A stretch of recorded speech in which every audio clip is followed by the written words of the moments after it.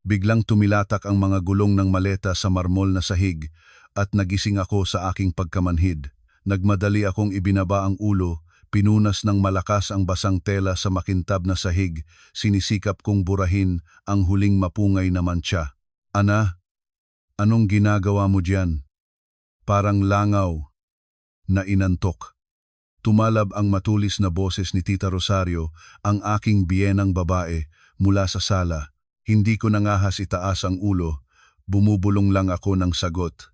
Ang likod ko sa murang blusa ay basang-basa na sa pawis, halo-halo sa amoy ng matapang na panghugas na sinadying binibili niya lalo para sa akin.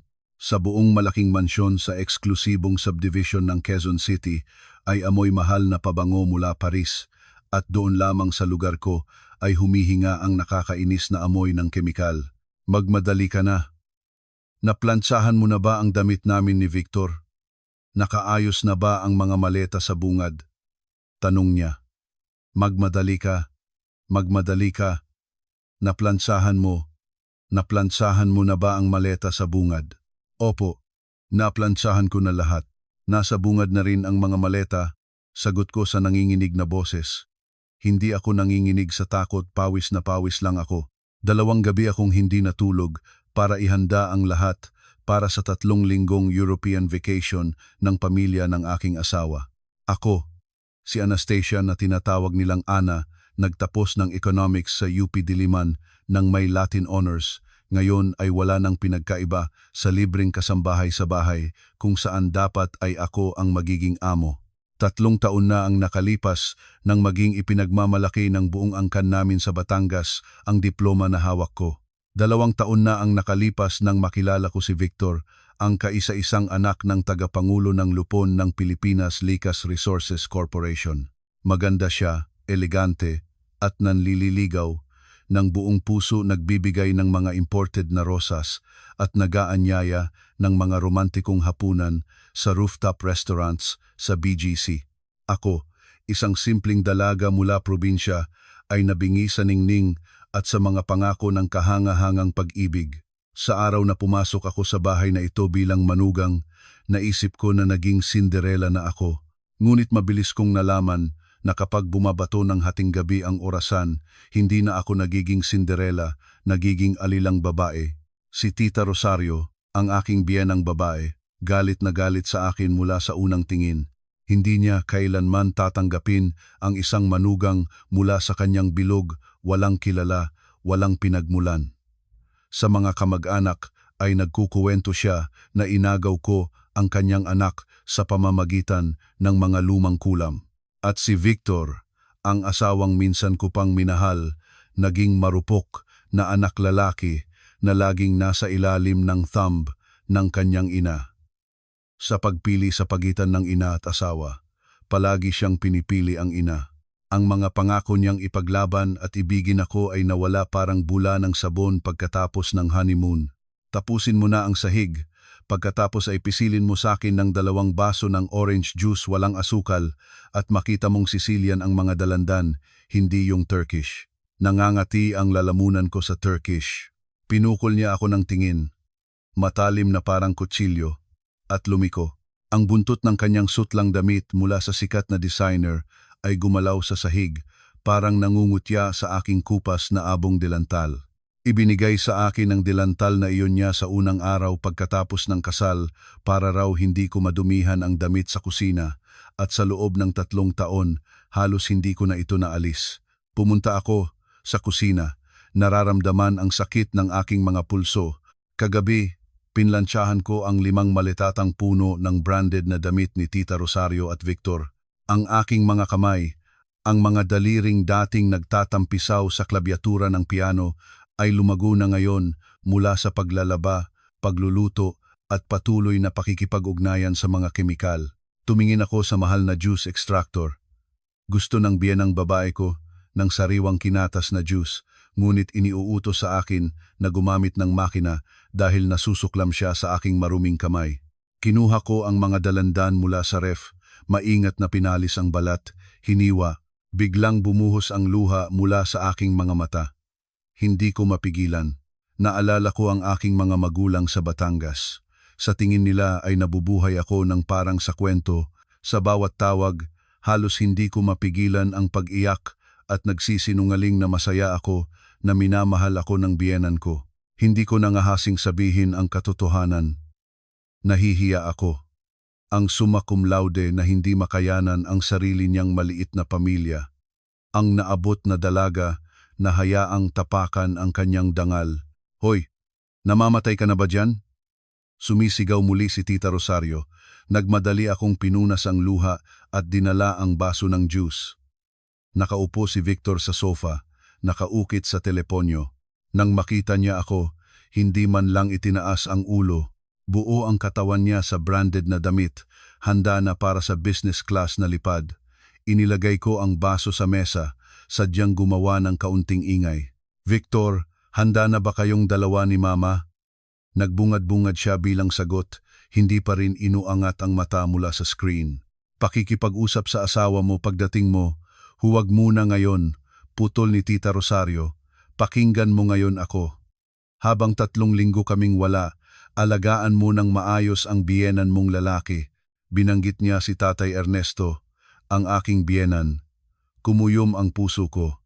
Si Tatay Ernesto, ang tagapangulo ng lupon ng Pilipinas Likas Resources Corporation, minsan ay makapangyarihang tao na namamahala ng bilyon-bilyon sa merkado, 10 taon na ngayong nakaratay sa higaan. Isang kakilakilabot na aksidente sa sasakyan ang nag-alis ng kakayahan niyang kumilos at magsalita. Sinasabi ng mga doktor na nasa vegetative state siya, ganap na umaasa sa tulong ng iba. Ang ama ng iyong asawa ay bumababa ng higit sa dati, patuloy ni Tita Rosario sa tono ng isang nagkakawanggawa. Nag-upa ako ng part-time na caregiver, ngunit ikaw pa rin ang manugang, ang pangunahing tagapag-alaga. Ikaw mismo ang magpapakain sa kanya ng lugaw, magpapalit ng lampin, magmamasa. Kung may mangyari sa kanya, tinutukan niya ng daliri ang aking noo. Huwag mong asahang mabubuhay ng maayos sa bahay na ito. Ibinaba ko ang ulo. Opo, naiintindihan ko. Siyempre naiintindihan ko. Sa loob ng 3 taon ito na ang pangunahing trabaho ko, nasanay na ako sa amoy ng gamot, nasanay na akong maglinis, nasanay na akong mag-usap ng mag-isa sa isang taong hindi sumasagot. Minsan kinaawaan ko siya, ngunit karamihan sa panahon, kinaawaan ko ang aking sarili. Nakatali ang buhay ko sa isang paralitikong tao, sa isang bahay, kung saan ako ay dayuhan.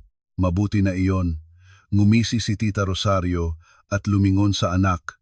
Ang boses niya ay biglang naging matamis na parang pulot. Anak ko, masaya dapat ang bakasyon. Kung may bag, relo na gusto mo, sabihin mo lang sa Mama. Bilhin ng Mama. Alam ko Mama. Ngumiti si Victor. Sa wakas ay inalis ang tingin sa telepono. Ang pinakamabuti kang ina sa mundo. Mahigpit silang nagyakap. Nakatayo ako sa tabi nila, parang anino, parang bagay na wala sa lugar. Nagbigay si Victor sa akin ng mabilis, walang lambing ng tingin. Ana, ingat ka ha, sabi niya bilang formalidad. Pagbalik ko, dala akong pasalubong, mapait kong natawa sa sarili. Ang pinakamagandang regalo na maibigay niya sa akin ay kalayaan. Sa labas ng rehas ay narinig ang turotot ng sasakyan. Naghihintay na ang kotse para sa kanila. Kinuha ni Tita Rosario si Victor sa braso. Lumabas sila sa pintuan nang hindi man lang lumingon. Bumalong ang malakas na pintuan ng mansyon. Unti-unting nawala ang tunog ng makina. Sa malaking mansyon, natira na lamang ako sa aking abong delantal at ang lalaking itinuturing na gulay sa pangalawang palapag. Nakatayo ako nang hindi gumagalaw sa gitna ng maluho ngunit malamig na sala, malalim akong huminga. 3 linggo. Mayroon akong hindi bababa sa 3 linggo nang hindi marinig ang pag-iyak, nang hindi makita ang mapagmataas na mukha ni Tita Rosario. Binunot ko ang delantal mula sa aking katawan at itinapon sa sulok. Sa unang pagkakataon sa loob ng 3 taon, naramdaman kong makakahingas na ako ng malaya. Umakyat ako sa pangalawang palapag, pumasok sa pinakamalaking silid tulugan, ang silid na dapat sana ay sa akin at kay Victor.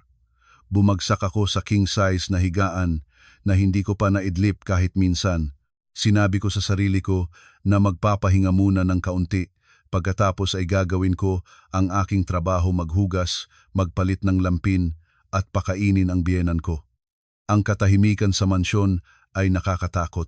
Ito ay hindi kapayapaan, kundi kumukulo na kawalan. Ang tiktak ng antigo na floor clock sa sala ay naging lakas ng lakas, parang binibilang ang mga oras ng aking buhay. Nakatulog ako. Sa wakas ay dinala ng pagod mula sa ilang gabi ng hindi pagtulog. Nang magising ako, gabi na sa labas. Napalukso ako, kabog ng kabog ang puso. Hala, nalaktawan ko ang oras ng hapunan ng biyenan ko. Nagulumihanan, tumakbo ako sa kusina. Ang lugaw na niluto sa sabaw ng mga halamang gamot ay handa na. Inihanda ito ng caregiver sa hapon. Kailangan ko lang itong initin. Nagmamadali ako, nanginginig ang kamay at paa. Paano kung tatawag si Tita Rosario sa video call para mag-check? Nag-install siya ng mga kamera sa buong bahay, maliban sa kwarto ni Tatay Ernesto dahil sa privacy ng pasyente at sa mga banyo. Wala na siya rito, ngunit wala rin namang nawala ang kanyang kontrol. Binuhos ko ang lugaw sa plato, maingat na inilagay sa tray kasama ang mainit na tubig at mga gamot. Dinala ko ang tray sa pangalawang palapag, sa kwarto sa dulo ng pasilyo. Ito ang silid ni Tatay Ernesto. Lagi itong may banayad na amoy ng mga halamang gamot at ng tiyak na musty na hangin ng kwarto ng pasyenteng nakaratay. Itinulak ko ang pinto. Ilaw lamang ng nightlight ang nagliwanag sa loob, binibigyan ng dilaw kahel na kulay ang lahat. Sapat na ang mahinang ilaw para makita ang payat na katawan ng aking biyenan, nakahandusay ng walang kibo sa mahal na medikal na higaan. Magandang gabi, Tatay Ernesto. Pasensya na, medyo nahuli ako ngayong gabi sa hapunan. Umalis na sina Tita Rosario at Victor. Palagi akong nakikipag-usap sa kanya. Sinabi ng mga doktor na kahit sa vegetative state ay maaaring nananatili ang pandinig at maaaring makatulong ang pakikipag-usap sa pasyente. Ngunit sa loob ng 3 taon, ang sagot lamang ay katahimikan. Inilagay ko ang tray sa bedside table at sa sanay na galaw ay itinaas ang kanyang ulo, inilagay ang unan ng mas mataas. Si Tatay Ernesto ay payat, nakatago ang mga pisngi, natatabunan ng balat ang mga buto, mahigpit na nakapikit ang mga mata. Kinuha ko ang isang kutsara ng lugaw, humihip para palamig, at maingat na iniabot sa kanyang bibig. Kumulo ang lugaw sa sulok ng labi. Matyagang pinunasan ko ng napkin at iniabot muli ang susunod na kutsara. Ganyan lumipas ang kalahating oras na bawasan ng 2 katlo ang plato. Binigyan ko siya ng gamot at muli ko ibinaba ang unan. Kasunod ay ang pagpapalit ng lampin at ang mga gawain sa kalinisan. Ginagawa ko ang lahat tulad ng isang makina. Nanigas na ang aking mga pakiramdam. Wala na akong nahihiyang nararamdaman o nasusuklam. Naramdaman ko lamang ang walang katapusang kapaitan para sa aking kapalaran. Ako, Anastasia, nagtapos sa UP Diliman, minsan ay nagtatanghal ng mga papel sa harap ng daan-daang estudyante, ngayon ay yumuyuko ng husto, nililinis ang dumi ng aking biyenan. Habang pinapalitan ko ang kumot, biglang napansin kong kumibo ang kanyang pulso. Tumigil ako, kinuskos ang mata. Marahil ay ilusyon, dahil sa mahinang ilaw, dahil sa pagod. Nagpatuloy ako sa trabaho, ngunit pagkatapos ay nakita ko itong muli napaklinaw. Ang mga daliri ni Tatay Ernesto ay nagkumot at pagkatapos ay nagbukas. Napakahinay, ngunit ito ay talagang kilos. Nag-alab ang puso ko ng mabilis. Tatay Ernesto, tumawag ako sa nanginginig na boses. Naririnig niyo ba ako? Kuminibo ba kayo? Wala. Nakahandusay pa rin siya ng ganon, mahigpit na nakapikit ang mga mata, dahan-dahan ang humihinga. Ilang segundo akong natulala. Marahil ay nag-uunlad na siya, nagliwanag sa loob ko ang munting pag-asa. Kung magising siya, siya ang tagapangulo ng Lupon. Makikita niya kung paano tinatrato ang kanyang manugang. Poprotektahan niya ako. Hindi na mangangahas si Tita Rosario na alugin ako.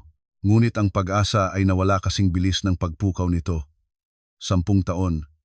Ang pinakamahuhusay na doktor sa Pilipinas at sa ibayong dagat ay nagwiwisik-wisik ng mga kamay. Sinabi nila na ang kanyang utak ay masyadong nakapinsala, walang tsansa ng pagbawi. Ang kilos na iyon ay malamang ay isang walang kamalayan na pulikat lamang ng kalamnan.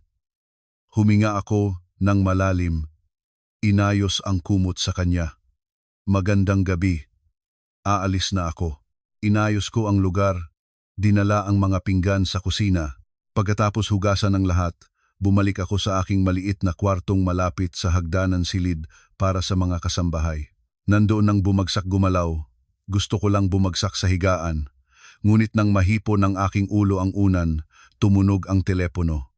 Si Tita Rosario. Napalukso ako at nagmadaling sumagot. Alo, Nay. Bakit ganoon katagal bago sumago?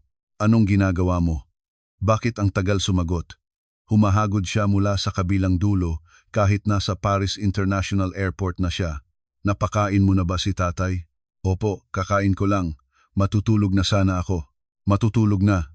Nagngalit siya. 10:00 ng gabi. Matutulog ka na. Akala mo umalis na ako at makakarelax ka na. Pumunta ka na sa sala. I-on mo ang camera, makikita ko. Nginuya ko ang ngipin. Opo.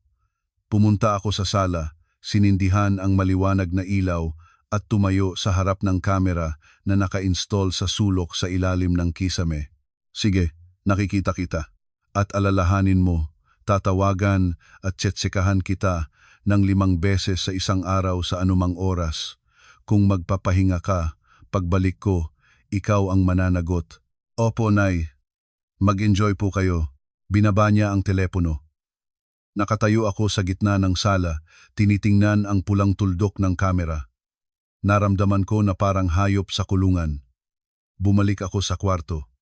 Ngayon ay alam kong hindi makakatulog. Ang pagod sa katawan ay nagbigay daan sa pagod sa isip. Naupo ako, niyakap ang tuhod, at lumingap sa labas ng bintana sa gabi na langit sa Quezon City ay walang bituin. Isang abong talukbong lamang, katulad ng aking buhay. Hindi ko alam kung gaano katagal ako nakatayo roon hanggang sa narinig ko ang tunog, banayad na pag-click. Hindi katulad ng hangin, katulad ng tunog ng pintong nagbubukas. Nagtago hininga ako. Sa mansyon na ito ay magandang soundproofing, ngunit sa hating gabi kahit ang pinakamaliit na ingay ay naririnig ng malinaw. Ang pag-click ay tila nang galing sa pangalawang palapag. Kumuyom ang aking puso. Sa buong mansyon, bukod sa akin, ang biyenan ko lang ang nandoon. Umalis na ang part-time na caregiver sa 5:00 ng hapon at ang hardinero ay nakatira sa maliit na bahay sa malapit sa rehas. Magnanakaw. Tinapal ko ang bibig para hindi sumigaw. Ang mansyon ay nasa eksklusibong subdivision na may mahigpit na seguridad, ngunit walang ganap na perpektong proteksyon. Tiyak na binantayan ng mga magnanakaw at alam nilang umalis na ang buong pamilya. Ako lamang ang natira. Nanginig ako ng tulad ng dahon sa hangin. Anong gagawin ko? Tumawag sa pulisya. Ang telepono ko ay nasa bedside table. Kung tatawagan ko, maririnig ba ako ng mga magnanakaw?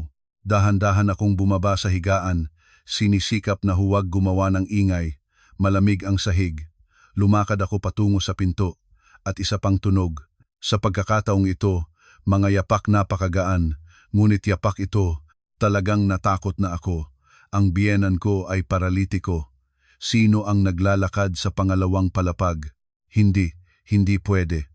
Marahil ay narinig ko lang ito mula sa labas o gumagalaw ang bahay. Sinubukan kong panatilihin ang sarili, ngunit malamig pa rin ang pawis sa aking likod. Idinikit ko ang tainga sa pinto, naghintay ng huminga. 5 minuto ang lumipas. 10 minuto. Wala. Huminga ng maluwag. Ana, takutin mo na ang sarili mo hanggang mamatay. Sinabi ko sa sarili. Imahinasyon mo lang iyan. Bumalik ako sa higaan, nagplanong ilak ang pinto at subukang matulog. Ngunit nang lumiko ako, narinig ko ang tunog ng tubig, tunog ng umaagos na tubig mula sa shower, mula sa banyo sa pangalawang palapag. Sa pagkakataong ito ay hindi posibleng magkamali. Ang tunog ng agos ng tubig ay napaklinaw at sa pangalawang palapag ay 3 silid lamang.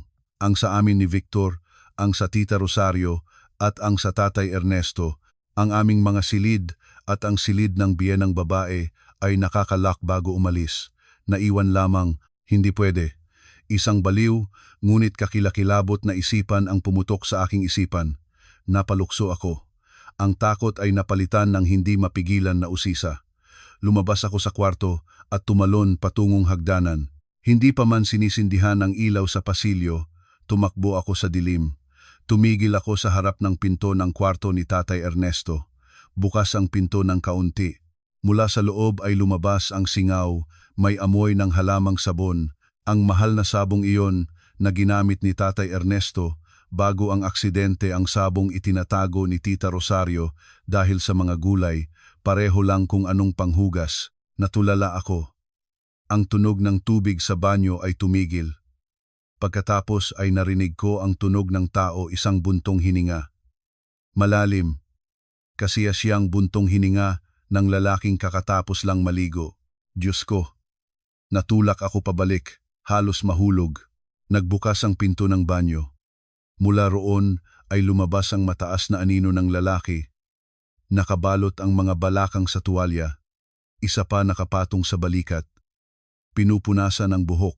Ang mahinang liwanag ng buwan mula sa bintana ay nahulog sa kanyang mukha. Ang mga matang lagi kong nakitang mahigpit na nakapikit ay ngayon ay malawak na bukas at matapang na direktang tumitingin sa akin. Ang katawang napayin hanggang sa buto ay payat pa rin, ngunit tila matatag na at tuwid ang tayog. Ito si Tatay Ernesto, ang aking biyenan, ang taong 10 taon nang itinuturing ng lahat na gulay. Binuka ko ang bibig, ngunit wala akong maibuga. Gusto kong sumigaw, tumakbo, ngunit parang nag-ugat ang paa sa sahig. Si Tatay Ernesto ay tila nagulat din nang makita ako, ngunit isang sandali lang. Mabilis na pinalitan ng takot ang malamig, mapag-araling tingin.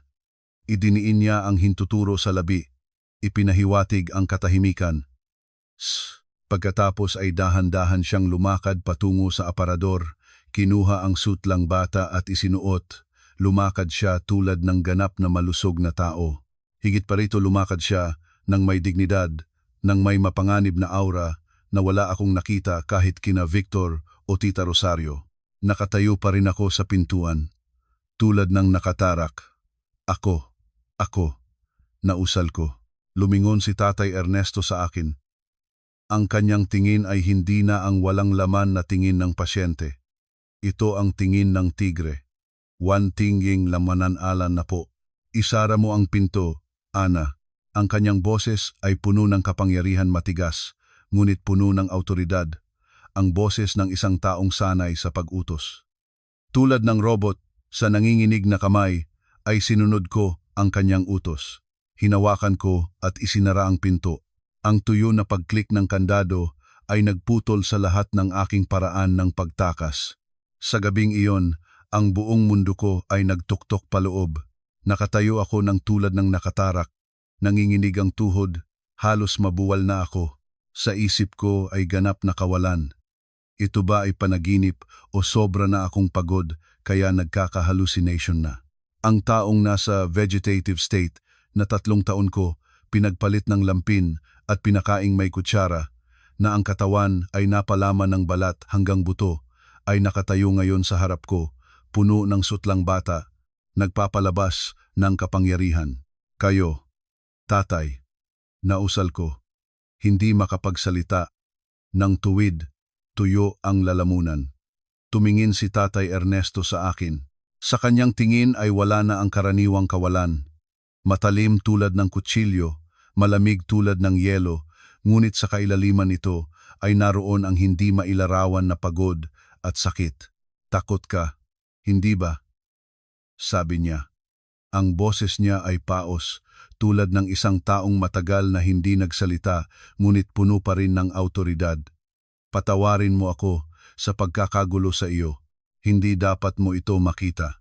Isang hakbang akong umatras, hawak pa rin ang hawakan ng pinto, handang tumakas sa anumang sandali. Saan ka tatakbo? Tanong niya. Parang nabasa ang aking isipan. Sa ibaba, para sumigaw sa buong mundo na nabuhay ako? O tatawagan mo yung asam na si Tita Rosario para sabihing hindi pa namatay ang kanyang biktima sa loob ng 10 taon. Hindi, hindi. Nagmamadali akong umiling ang kamay. Nanginginig ang boses sa takot. Narinig ko ang ingay. Sagot ko pagkatapos. Mula sa banyo. Oo, mapait siyang ngumiti. Dito kayo. Lumipas ang lahat ng 10 taon. Nandito rin ang mga pinakamasamang magnanakaw, ang mga may-ari ng bahay na ito. Lumapit siya sa velvet na upuan sa sulok ng kwarto. Ang upuang iyon na iniwan ni Tita Rosario rito, daw ay para siya ay makaupo rito at maaaring manood sa asawa para hindi masyadong umidlip. Umupo ka, Ana. Itinuro niya ang maliit na stool kung saan ako karaniwang nakaupo habang pinapakain ko siya. Hindi ko nangahasing sumuway. Nanginginig. Naupo ako sa dulo, nagkataon ang mga kamay. Hindi ko matinging diretso ang kanyang mata. Gaano katagal ka na sa bahay na ito? Biglang tanong niya. Ano? 3 taon at 17 na araw. Sagot ko, nang walang iniisip, bilang ko ang bawat araw na ginugol ko sa bahay na ito. 3 taon at 17 na araw. Bulong niya. Matagal ko nakitang pinagmasdan. Napaluokso ako, nagulat. Pinagmasdan? Kaya naman lagi kayong may malay? Hindi ko kailanman nawalan ng malay, sabi ni Tatay Ernesto. Binibigkas ang bawat salita. Mula ng araw na isinangkot ni Tita Rosario at ang kanyang sinumpa na kapatid ang aksidente para patayin ako, may malay ako. Malay para marinig siyang sabihin sa doktor, bakit pa siya iligtas? Hayaan na siya.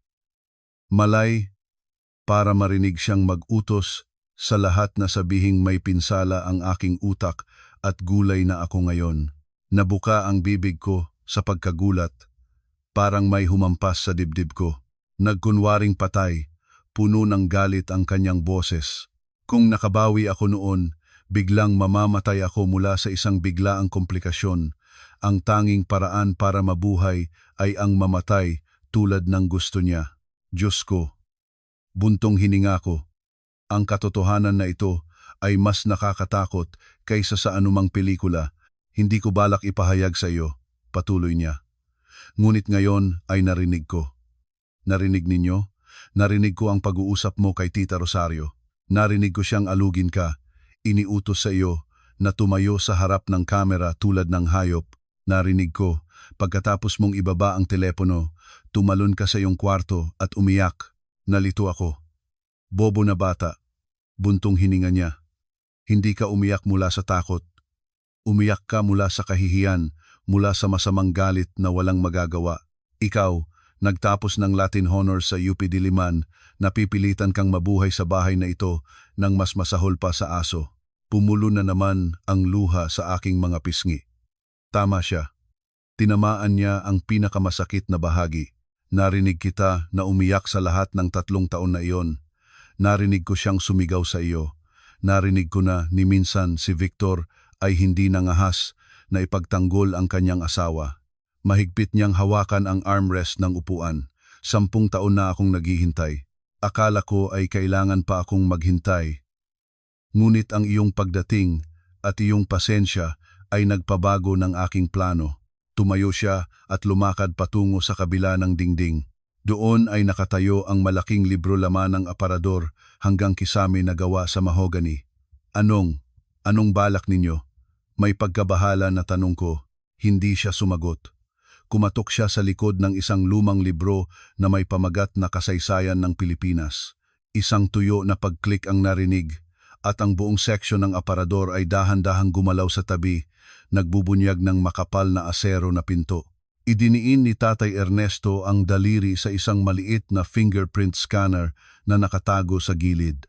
Ang pinto ay umingit at nagbukas. Sa kabila ay kadiliman. Sumunod ka sa akin. Lumingon siya sa akin. Ipapakita ko sa iyo ang katotohanan tungkol sa bahay na ito.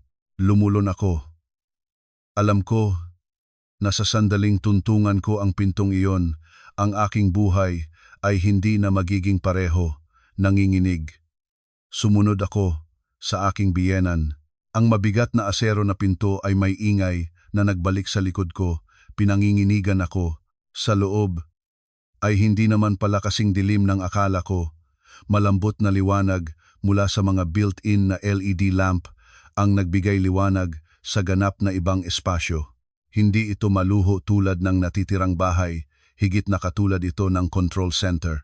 Sa pinakamalaking dingding ay nakahanay ang mga monitor, mga 20 piraso na nagpapakita ng larawan mula sa bawat sulok ng mansyon.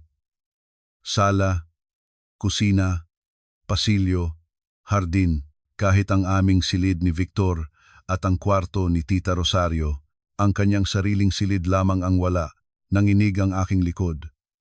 Kayo, na-install ninyo ang mga kamera.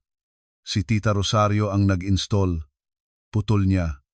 Nag-install para bantayan ang mga kasambahay. Bantayan ka. Hindi niya alam na ang kanyang mga kamay mismo ang nagbigay sa akin ng mga mata para bantayan siya. Nag-ikot ang tingin ko sa lugar. Maliit ang silid, ngunit puno ng lahat ng kailangan. Maayos na pinaganda na single bed sa sulok, working table na may modernong computer, maliit na ref at hiwalay na banyo. Mayroon pa ring treadmill at ilang simpleng kagamitan sa ehersisyo. Lahat ng 10 taon, dito kayo nanirahan. Hindi ako makapaniwala sa nakikita ko. Oo, umupo si Tatay Ernesto sa working chair. Sa araw gulay ako sa medikal na higaan, nakatahimik doon, tinatanggap ang pagkasuklam ni Tita Rosario, ang kawalang pakialam ni Victor, at ang pag-aalaga mo. Ang bawat kilos mo, ang bawat salitang sinabi mo sa akin, narinig ko lahat, alam ko lahat, ngunit kailangan ko na magkunwari. Binibilhan ko ng gamot para magdulot ng pagkawala ng kalamnan. Natuto akong kontrolin ang paghinga, tibok ng puso, para linlangin ang lahat ng doktor. Gamot, nagbigay siya ng sagot sa aking katanungan bago pa man ito maitanong. Mayroon akong sariling mga tao. Si Domingo, ang aking dating katuwang, ang tanging pinagkakatiwalaan ko. Inaaayos niya ang lahat. Pagkain na tinanggal ko, karamihan sa lugaw na pinakain mo sa akin ay nailalabas ko pagkatapos mong umalis. Gamot na ibinibigay ni Tita Rosario, itinapon ko. Mayroon akong espesyal na tubo na inilabas sa labas para mapatapon ang lahat. Akala niya ay nakukulong niya ako, ngunit sa katotohanan ay nakukulong niya ang kanyang sarili sa aking patibong. Nakinig ako ng nakapipi. Anong nakakagulat na plano? Anong hindi makataong pasensya? Lumingon si Tatay Ernesto sa computer. Halika dito. Dahan-dahan akong lumapit. Pinindot niya ang ilang key. Sa screen ay lumitaw ang video. Ito ay isang conference room ng Pilipinas Likas Resources Corporation. Nakita ko si Tita Rosario at isang mataba, middle-aged na lalaki na may tuso, kaaya-ayang mukha. Si Pablo, ang kapatid niya, itinuro ni Tatay Ernesto, ang Deputy General Manager. Sa video, sinabi ni Pablo, isusulong natin ang plano. Ang presyo ng parteng ito ay 3 beses na taas ng dapat. Ang pagkakaiba ay ilipat sa account ng dummy company sa Singapore. Tulad ng dati, sabi ni Tita Rosario, ang matanda ay tapos na paggamitin, sa kalaunan ay sa atin magiging ang kumpanya. Lumamig ang dugo ko. 10 taon na ang nakakaraan. Naging mapurol ang boses ni Tatay Ernesto sa pinigil na galit. Nalaman ko na inilalabas nila ang pera mula sa kumpanya. Masyadong mapagkatiwalaan ko noon ang aking asawa. Sinabi ko sa kanya na ipapakulong ko silang dalawa. Lumuhod siya, umiyak, nagmamakaawa, at akong tulad ng tanga ay nalambot. Nagbigay siya ng isang pagkakataon, at ang pagkakataon na iyon ay ang isang truck na may sirang gulong na tumalab sa aking sasakyan sa pataas na kalsada. Namatay sa akin ang driver. Ako naman, sa kabutihang palad, ay natapon palabas ng sasakyan, ngunit lahat ng buto ko ay nabasag. Nang magising ako sa ospital, tinatalakay ni Tita Rosario at Pablo kung paano matiyak na hindi na ako makakabawi. At nagpasya ako noon, kailangan ko ng paralisikal para mabuhay. Malalim siyang huminga, sinisikap na pigilan ang galit na naipundar sa loob ng 10 taon. 10 taon akong nagsinungaling doon, nag-iipon ng katibayan. Bawat kontrata, bawat email, bawat pag-uusap. Ninakaw nila mula sa Pilipinas Likas Resources Corporation ang mga bilyon-bilyon. Akala nila ay patay na ako, kaya nawalan ng ingat. Lumingon siya sa akin. Ang kanyang mga mata ay naglalab. Ngunit para ibagsak sila, kailangan ko ng isang tao. Isang tao sa labas. Isang taong hindi kailanman mapaghihinalaan ni Tita Rosario. Isang taong ganap na mapagkakatiwalaan ko. Natulala ako. Kayo. Ako. Ang tinutukoy ninyo. Oo. Tumango siya. Nang gusto ni Victor na pakasalan ka, lihim akong tumutol. Akala ko ay katulad ka ng lahat mga ngaso ng kayamanan ng aming pamilya. Ganoon din ang tingin ni Tita Rosario. Sumang-ayon siya sa inyong kasal para magkaroon ng isang taong maaring alugin niya, isang laruan, para patunayan sa lahat na napakamabait ng kanyang anak, ngunit ang manugang ay dumilamang, ibinaba ko ang ulo. Ang bawat salita niya ay tulad ng saksak ng kutsilyo sa puso, ngunit nagkamali ako. At nagkamali rin siya. Binuksan ni Tatay Ernesto ang drawer ng mesa at kinuha ang isang folder. 3 taon kitang binantayan at sinuri rin kita ni Tita Rosario. Inilabas niya ang litrato, isang printout mula sa security camera. Sa larawan ay nakatayo ako sa banyo niya at hawak ang isang brilyanteng singsing. Naalala mo ba ito? Sadya niyang nawala ito at siya ay nagmamasid mula sa labas sa pamamagitan ng telepono. Hinihintay niya na itago mo ito. Singsing na nagkakahalaga ng 5 milyong piso. Narinig ko noong araw na iyon ang iyong pag-uusap sa iyong ina. Kailangan niyang operasyon sa mata. Kaya, nanginginig ang boses ko. Tumango. Naalala ko ang desperasyon. Hawak ko ang singsing at umiyak. Ngunit anong ginawa mo? Tanong niya. Isinoli ko ito sa kanya. Tama. Isinoli mo. At siya pa nga ang sumigaw sa iyo. Nakalokohan mo. Hindi mo pa mapangalagaan ang isang singsing. At hindi ka sumagot. Inilabas niya ang isa pang papel. Sa ikalawang beses, sadya niyang iniwan ang kanyang pitaka sa sala. 300,000 piso ang cash sa loob.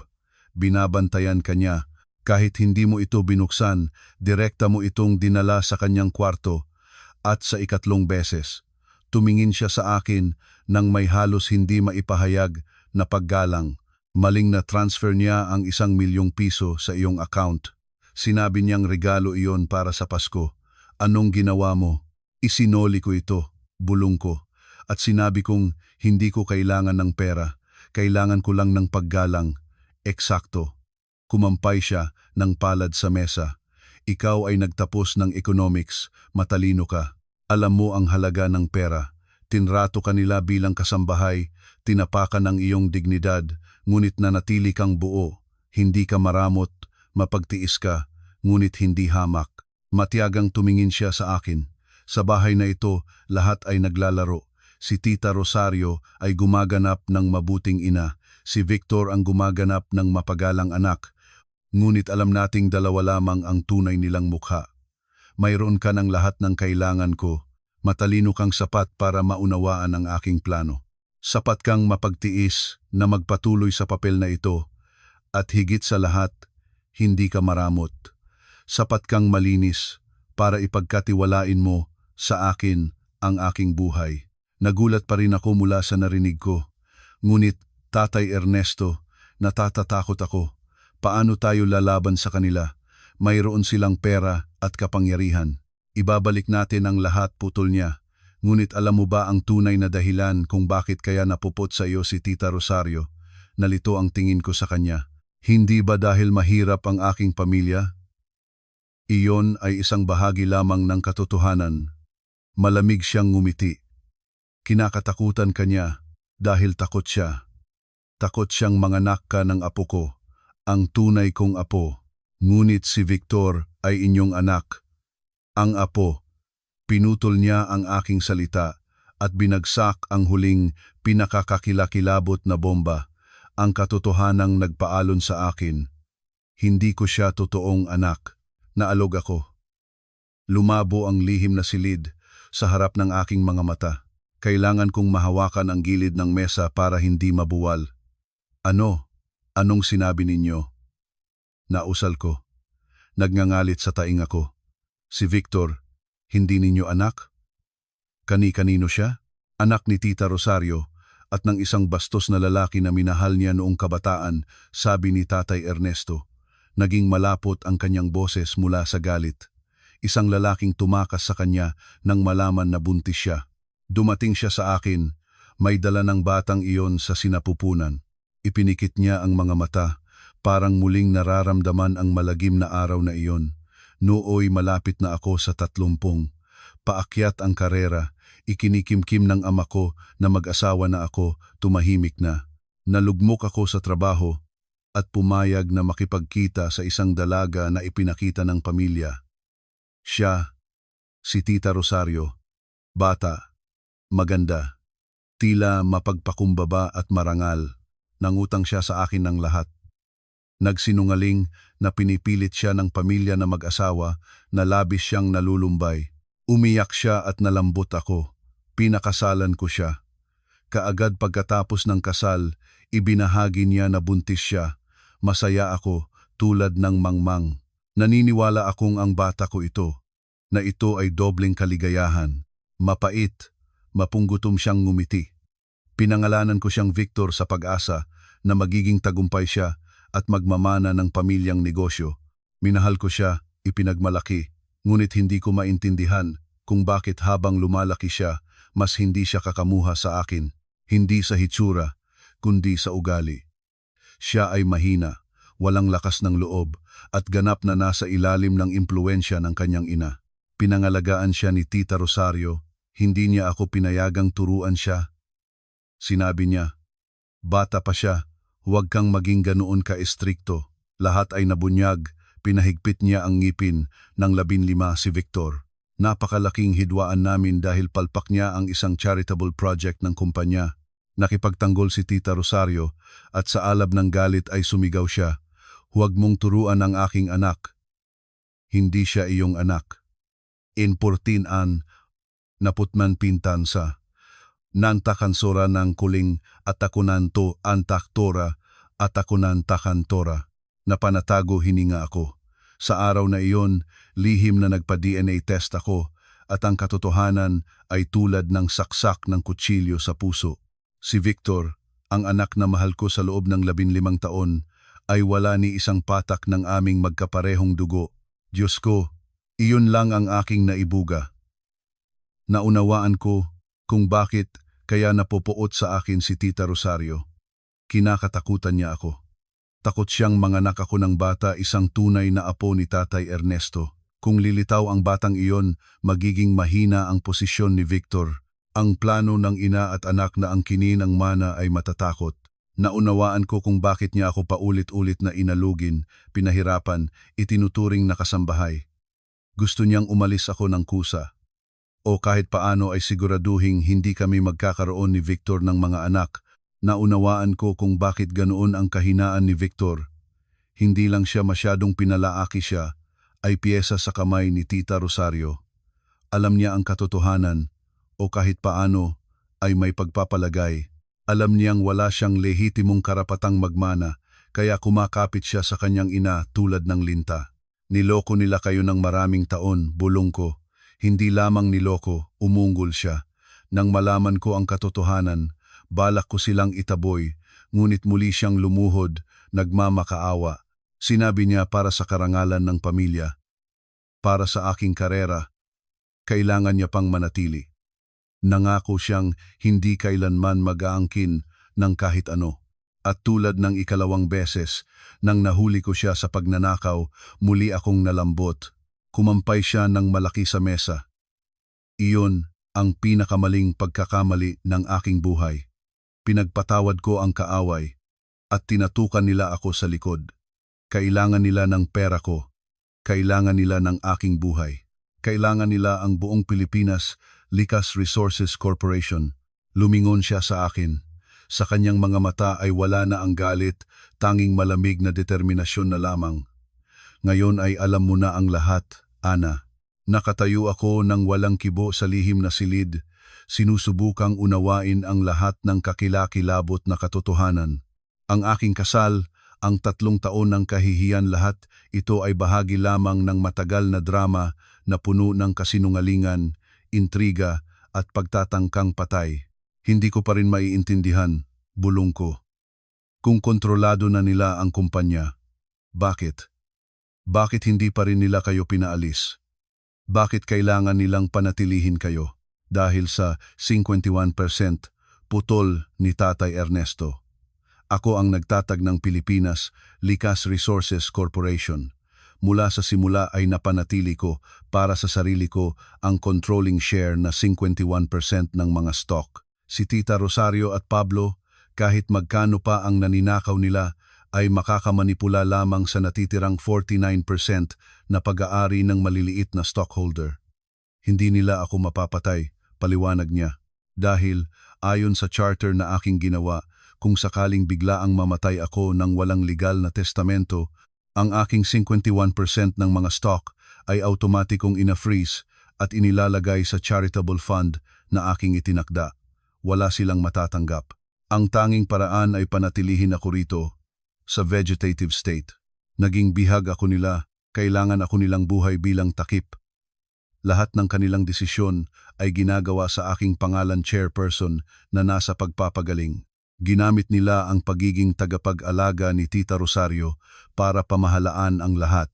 At naghihintay sila, naghihintay habang bumibili ng sapat na mga shares mula sa natitirang 49% at naghihintay ng tamang sandali para pilitin akong pumirma ng isang deed of donation. Nanginig ako. Pilitin kayo na pumirma. Ngunit kayo naman, mayroon silang sariling paraan.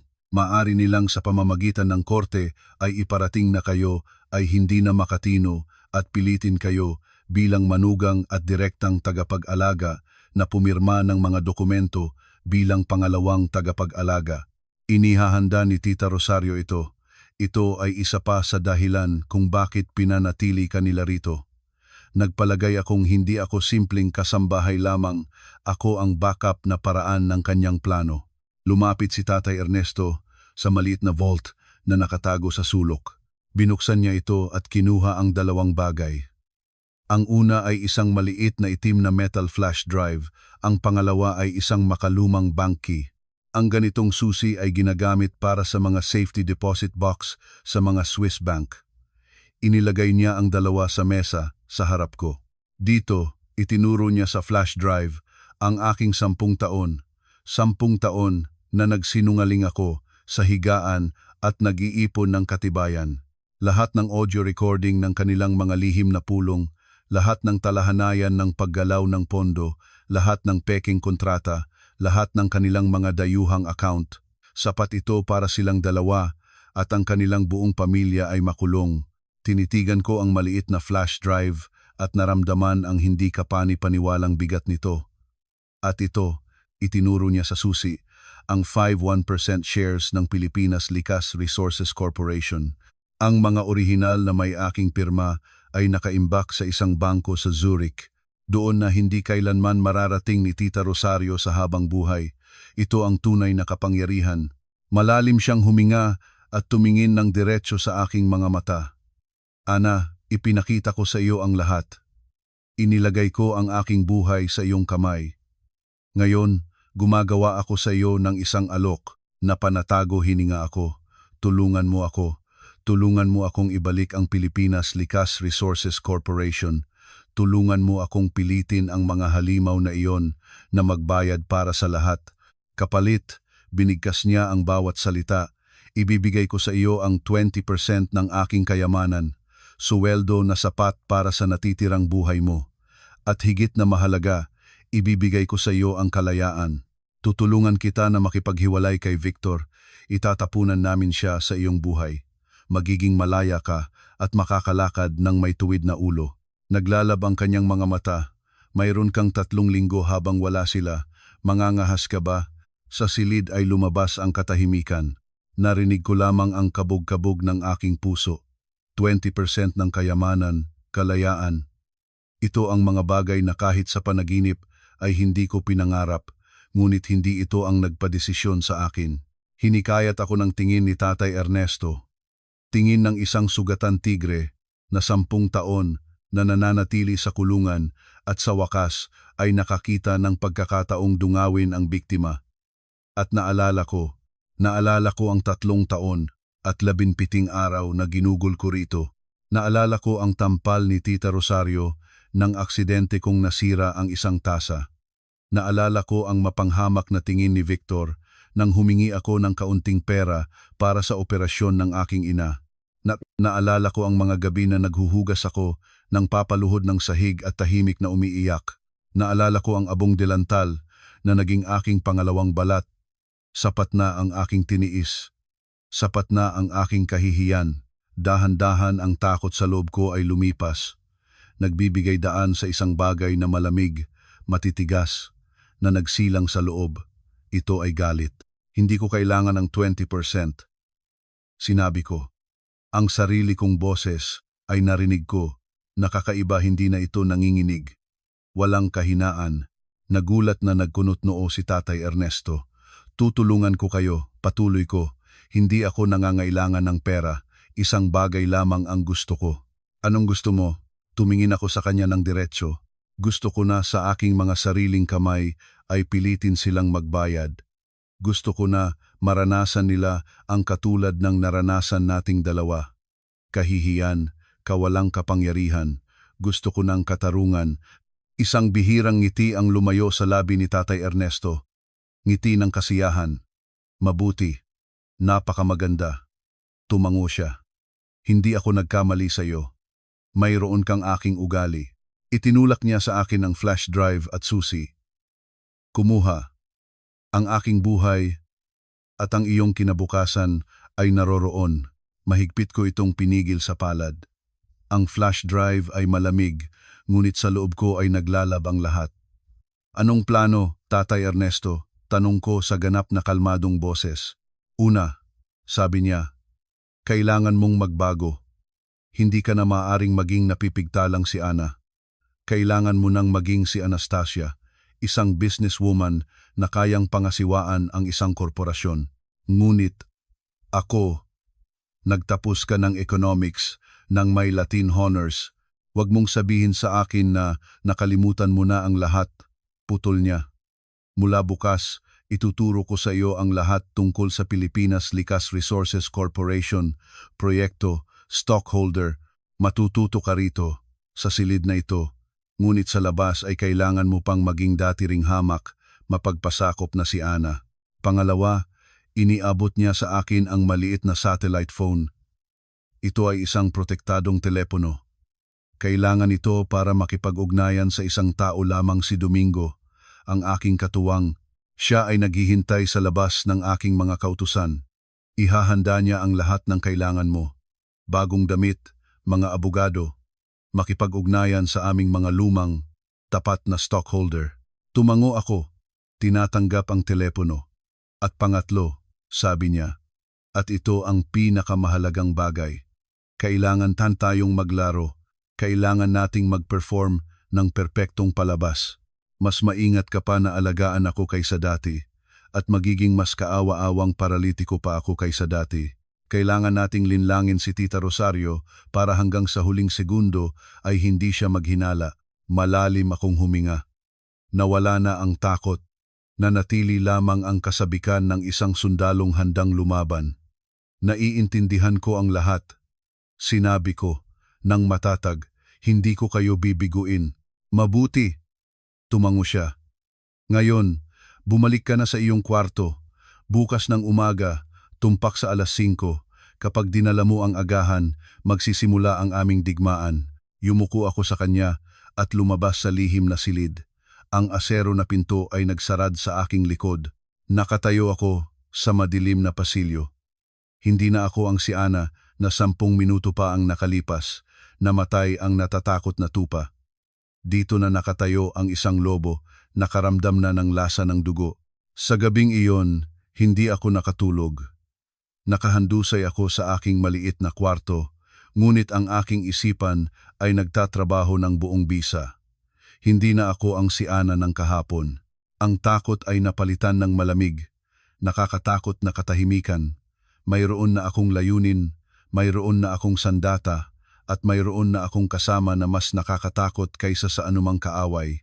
Tumpak sa 5:00 ng umaga, bumangon ako, nagluto ng lugaw, inihanda ang lahat ng tulad ng dati. Isinuot ko ang aking lumang abong damit, pabayaang maluwag ang buhok sa isang bun, tumingin sa salamin at inutusan ang sarili, ikaw pa rin ang hamak, mapagpasakop na kasambahay na si Ana.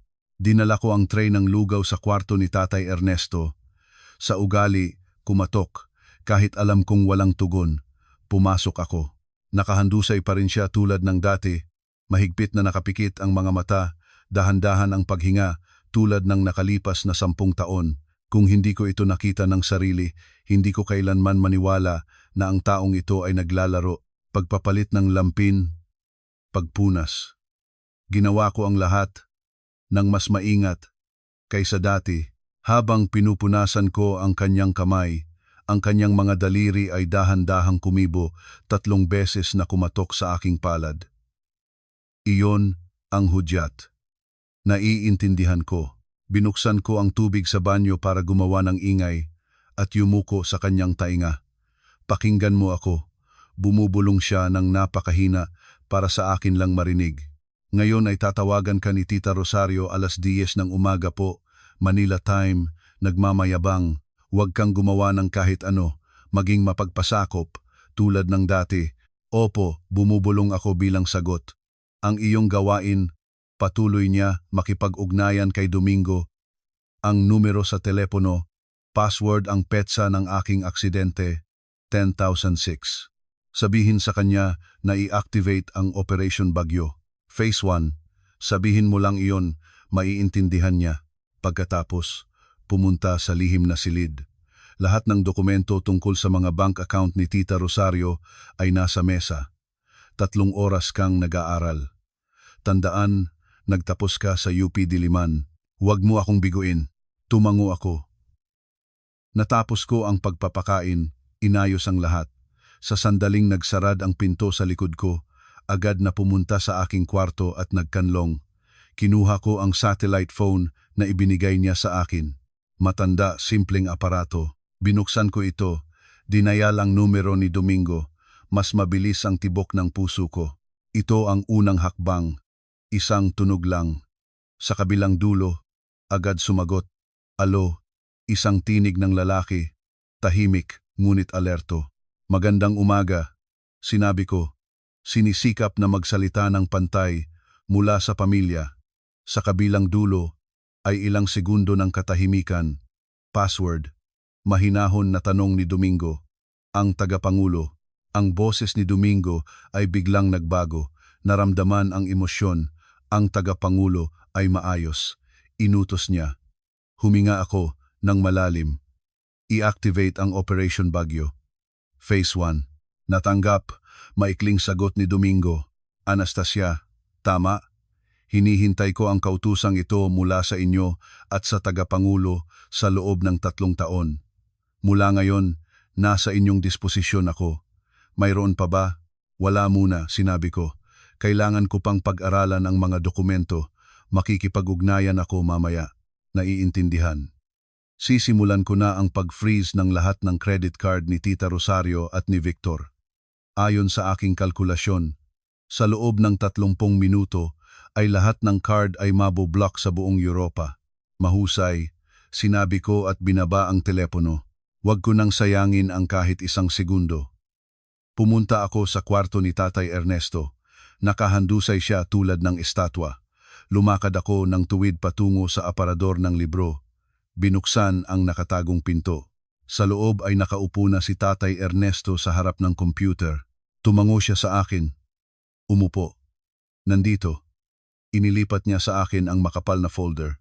Ito ang lahat ng kanilang Black Platinum Unlimited credit card. Lahat ay nakaregister sa kumpanya bilang representation expenses. Ipinagawa ko kay Domingo na lumikha ng backdoor sa sistema ng kaugnay na bangko. Maaari niya itong mablock anumang oras. Naupo ako at nagbasa. Ang mga numero ay nagsayawan sa harap ng aking mga mata.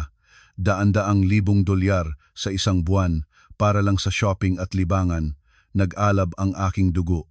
Ito ang mga pera na kinita ng pawis at dugo ng libu-libong manggagawa. Pera ng aking biyenan. Tumpak sa 10:00 ng umaga, tumunog ang linya ng telepono sa lihim na silid, konektado sa pangunahing linya ng bahay. Nagbigay ng senyal sa akin si Tatay Ernesto. Malalim akong huminga at pinindot ang pindutan ng pagsagot. Alo, banayad, takot ang boses ko. Tulad ng dati. Ikaw ba yan? Nagkulog ang boses ni Tita Rosario mula sa kabilang dulo. Anong ginagawa mo? Napakainin na ba ni tatay? Opo, kakain ko lang. Naglalaba ngayon. Mga damit ko at ni Victor. Linisin mo ng maayos, utos niya. Tawag lang kita para magmayabang. Nasa Paris na ako. City of Lights. Napakaganda. Kakabili ko lang ng Hermes bag na gawa sa balat ng buwaya, halos 200,000 euro. Napakagandang bagay. Isang bagay na sa buong buhay mo ay hindi mo maaabot kahit sa kamay. Naiintindihan po. Humalakhak siya. Narinig ko ang halakhak na iyon sa loob ng 3 taon. Nginuya ko ang ngipin, ngunit patuloy na nanginginig ang aking boses. Opo, napakamaganda. Sana masayang pamimili, Nay. Siyempre, masaya. Sige, pupunta na ako sa iba pang mga tindahan. Ikaw, bantayan mo si tatay. Lahat na. Nag-cut off siya. Tumingin si Tatay Ernesto sa akin at ngumiti. Bilangin. 10, 9. Magkasama naming tinitingnan ang screen ng computer kung saan si Domingo ay real-time na binabantayan ang mga account ni Tita Rosario. 3, 2, 1, start. Sa sandaling iyon ay may mensahe mula kay Domingo. Nakablock na. Malamig na tumawa si Tatay Ernesto. Ngayon ay mag-enjoy ka na. Manugang. Mag-enjoy sa kanyang unang gulat. Hindi nagtagal ang paghihintay. Pagkatapos ng 15 minuto, tumunog muli ang telepono. Sa pagkakataong ito, si Victor ang tumawag. Kinuha ko ang tawag.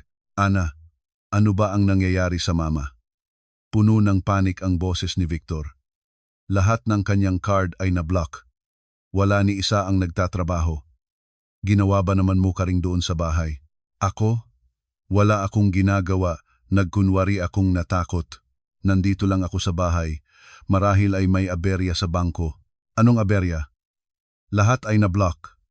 Ang aking mga card rin. Sumigaw si Victor. Buong Hermes Boutique ay kinalalagyan ni mama ngayon. Nakakahiya. Hindi ko alam. Marahil ay aberya ng bangko. Tumawag si Victor kay Kuya Pablo. Pabayaan siyang ayusin. Bantayan mo ang tatay. Binaba niya ang telepono. Tumingin ako kay Tatay Ernesto. Sa unang pagkakataon sa loob ng 10 taon, nakita ko siyang tumatawa ng taos-puso. Mahusay, manugang, sabi niya. Unang suntok, perpekto. Iisipin niyang sistema error o may ginawa si Pablo na inabot na ang mga account niya. Hindi pa kami mapapaghihinalaan. Ano na ang susunod, Tatay Ernesto? Tanong ko. Kumabog-kabog ang puso ko sa unang tagumpay. Susunod, sabi niya, maghahanda tayo para sa malaking palabas. Tiyak na tatawagan niya sa video call at kailangan nating magpakita ng kamangha-manghang performance. Ang panik ng ina at anak ay mas matinding kaysa sa aking inaasahan. Bigla ang mawalan ng pera sa gitna ng paraiso ng pamimili ay para sa kanila na mas masahol pa sa torture.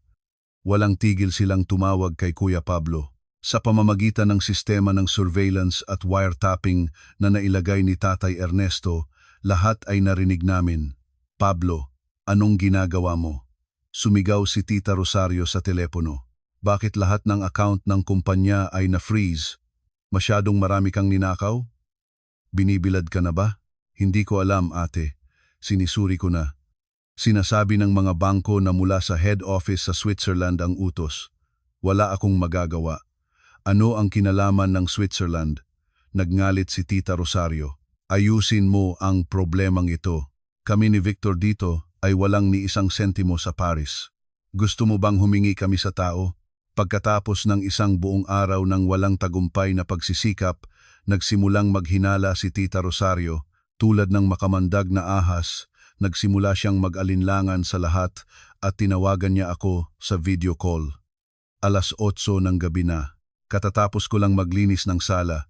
Sadya ko itong iniwan ang mukha ko ng marumi, lahat ay pawis. Ang abong delantal ay nasa akin. Tumunog ang telepono. Nang makita ko ang mama video, ay kumabog ang aking puso. Kahit naghanda na ako, nerbiyoso pa rin ako. Tumingin ako sa security camera sa sulok, nagbibigay ng senyales. Sa lihim na silid, tumango si Tatay Ernesto. Maglaro. Malalim akong huminga at pinindot ang pindutan ng pagsagot. Sa screen ay lumitaw ang matanda. Galit na mukha ni Tita Rosario laban sa background ng maluho na lobby ng 5-star hotel. Ikaw, agad siyang nagngalit. Anong ginagawa mo? Opo. Magandang gabi, Nay. Nanginig ako, ibinaba ang ulo, tulad ng nararapat sa hamak na si Ana. Nag-alis ng sahig po. Ipakita mo sa akin ang lahat ng paligid. Sa nanginginig na kamay, inikot ko ang telepono sa sala. Opo, nailinis ko na ang lahat. Marahil ay may nangyari sa bahay. Tiningnan niya nang may habang mata si Tita Rosario. Kumusta si tatay? Nasa kanyang kalagayan siya. Nandoon na ito. Nagsimula siyang magtaka. Opo, katulad ng dati. Kinakain ko lang siya ng lugaw. Hindi ako naniniwala, putol niya. Pumunta ka agad sa kwarto niya. I-on mo ang camera. Opo, opo. Nagkunwari akong lubhang natakot at nagmamadali. Kinuha ko ang telepono at tumakbo paakyat ng hagdanan. Pupunta na po ako. Itinulak ko ang pinto sa kwarto ni Tatay Ernesto. Madilim ang kwarto, ilaw lamang ng dilaw na nightlight. Sindihan mo ang ilaw, utos niya. Sa nanginginig na kamay, sindihan ko ang pangunahing ilaw. Maliwanag na puting liwanag ang tumama sa medikal na higaan at halos sumigaw ako. Si Tatay Ernesto ngayon ay mas malaking gulay kaysa karaniwan. Naghanda siya. Hindi lang siya nakahandusay, nang walang kibo nakahandusay siya sa kakaibang, nakakunot na posisyon. Dumadaloy ang laway sa sulok ng kanyang bibig. Naramdaman ko pa ang amoy ng ihi. Sadya niyang binasa ang kanyang lampin.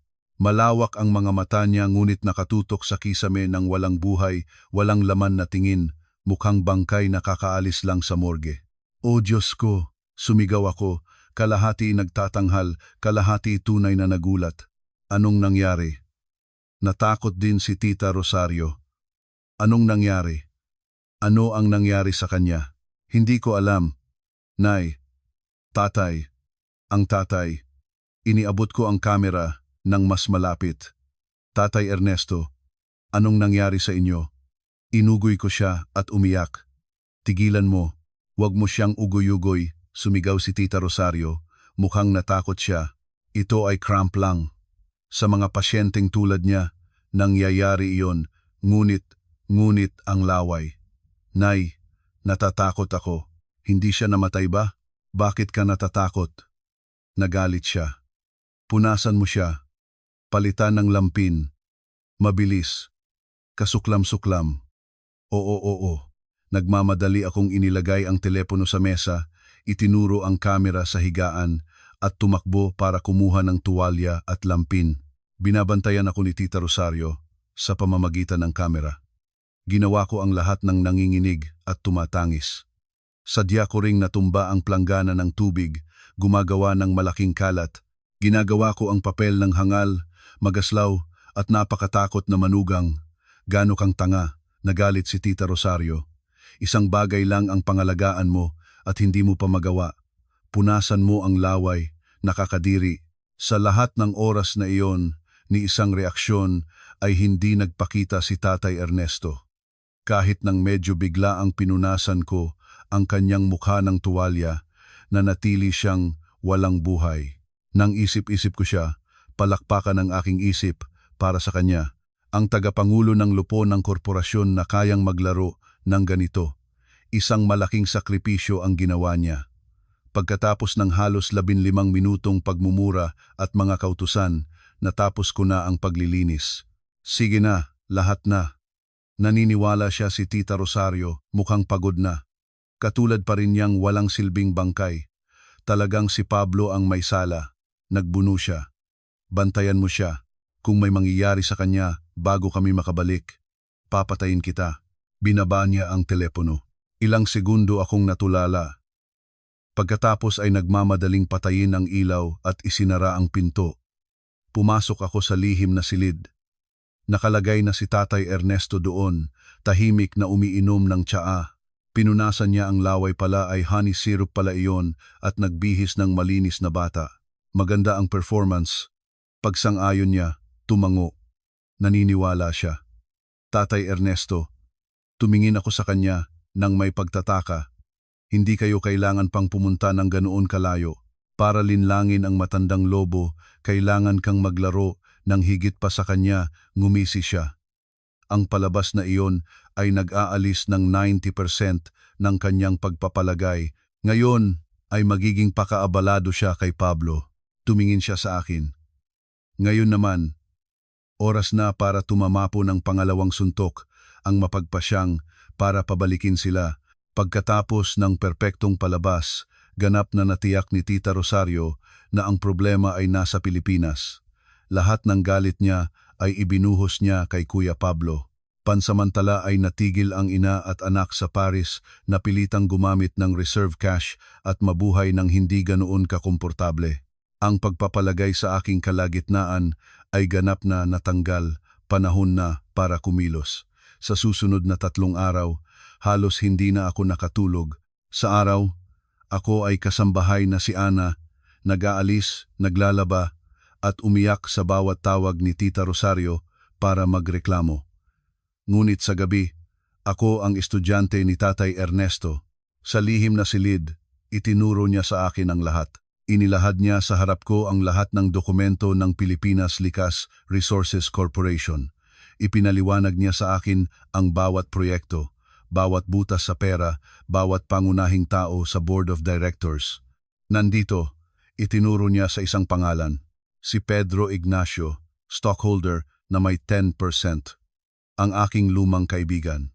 Pinilit siya ni Pablo na ibenta ang bahagi ng kanyang mga share, ngunit nanatili siya. Lubos siyang galit kina Tita Rosario at sa kanyang anak, siya ang magiging ating kakampi. At nandito si Stella, ang dating chief accountant. Tinanggal siya ni Pablo dahil ayaw niyang pumirma ng mga peking dokumento. Mayroon siya sa kamay ng ilang mahahalagang katibayan. Nagising ang memorya ng nagtapos ng UP Diliman sa loob ko. Sinipsip ko ang bawat piraso ng impormasyon, ang aking mga teoryang kaalaman na pinagsama sa 10 taon ng praktikal na karanasan ni Tatay Ernesto ay nagpalago sa akin sa bawat araw. Una siya ang nagpaliwanag, ngunit pagkatapos ay sapat na sa kanya na pangalanan ang proyekto at kaya ko nang ituro kung saan tumutunaw ang mga iligal na daloy ng pera. Mas may kakayahan ka kaysa sa akala ko. Nasiyahan niyang sinabi, hindi lang matalino ka, mayroon kang instinct ng isang mangangaso. Sa ika-5 araw ng kanilang paglalakbay, ng 70% na akong may kaalaman sa sitwasyon ng kumpanya, napagpasya ni Tatay Ernesto na dumating na ang oras. Ngayong gabi, sabi niya, ilabas na ang lahat ng katibayan? Tanong ko. Hindi. Umiling siya. Hindi maaaring sabay-sabay na pasabugin ang buong pamilihan. Kailangan muna ay sunugin ang isang tindahan, ang tindahan ni Kuya Pablo. Iniabot niya sa akin ang flash drive ng katibayan. Narito ang lahat ng patunay kung paano tumatanggap si Pablo ng suhol para sa pagpapahintulot ng mga huwad na kontraktor sa proyektong Bahay Silver. ₱250 milyong. Hindi na kailangang isampa ito sa buwis o pulisya. Kung doon naman sila agad mahuli, mag-iingat si Tita Rosario. Kailangan nating lumikha ng panloob na bagyo na parang anonymous na pamamahagi. Ngumiti si Tatay Ernesto. Ipadala ang lahat ng material na ito sa email address ng 20 pinakamalaking stockholder at ng buong audit committee bukod kina Tita Rosario at Pablo. Sa gabing iyon, gamit ang sistema ng mga overseas virtual server na inihanda ni Domingo, gumagawa ako ng isang maigsi, malinaw na liham. Ang katotohanan tungkol sa Deputy General Manager na si Pablo at ang 100 milyong nawalala sa proyektong Bahay Silver. iligtas ang Pilipinas Likas Resources Corporation habang hindi pa huli ang lahat. Nakalakip ang lahat ng file. Audio recording, kontrata, bank statement. Tumingin ako kay Tatay Ernesto. Tumango siya. Pinindot ko ang send. At nagsimula ang tunay na bagyo. Kinabukasan ng umaga, nayanig ang head office ng Pilipinas Likas Resources Corporation. 10:00 ng umaga, sumabog ang telepono ni Kuya Pablo. Sa pamamagitan ng kamera, narinig namin siyang sumisigaw sa kanyang opisina. Sino? Sino ang nagpabigay sa aking pangalan sa lahat?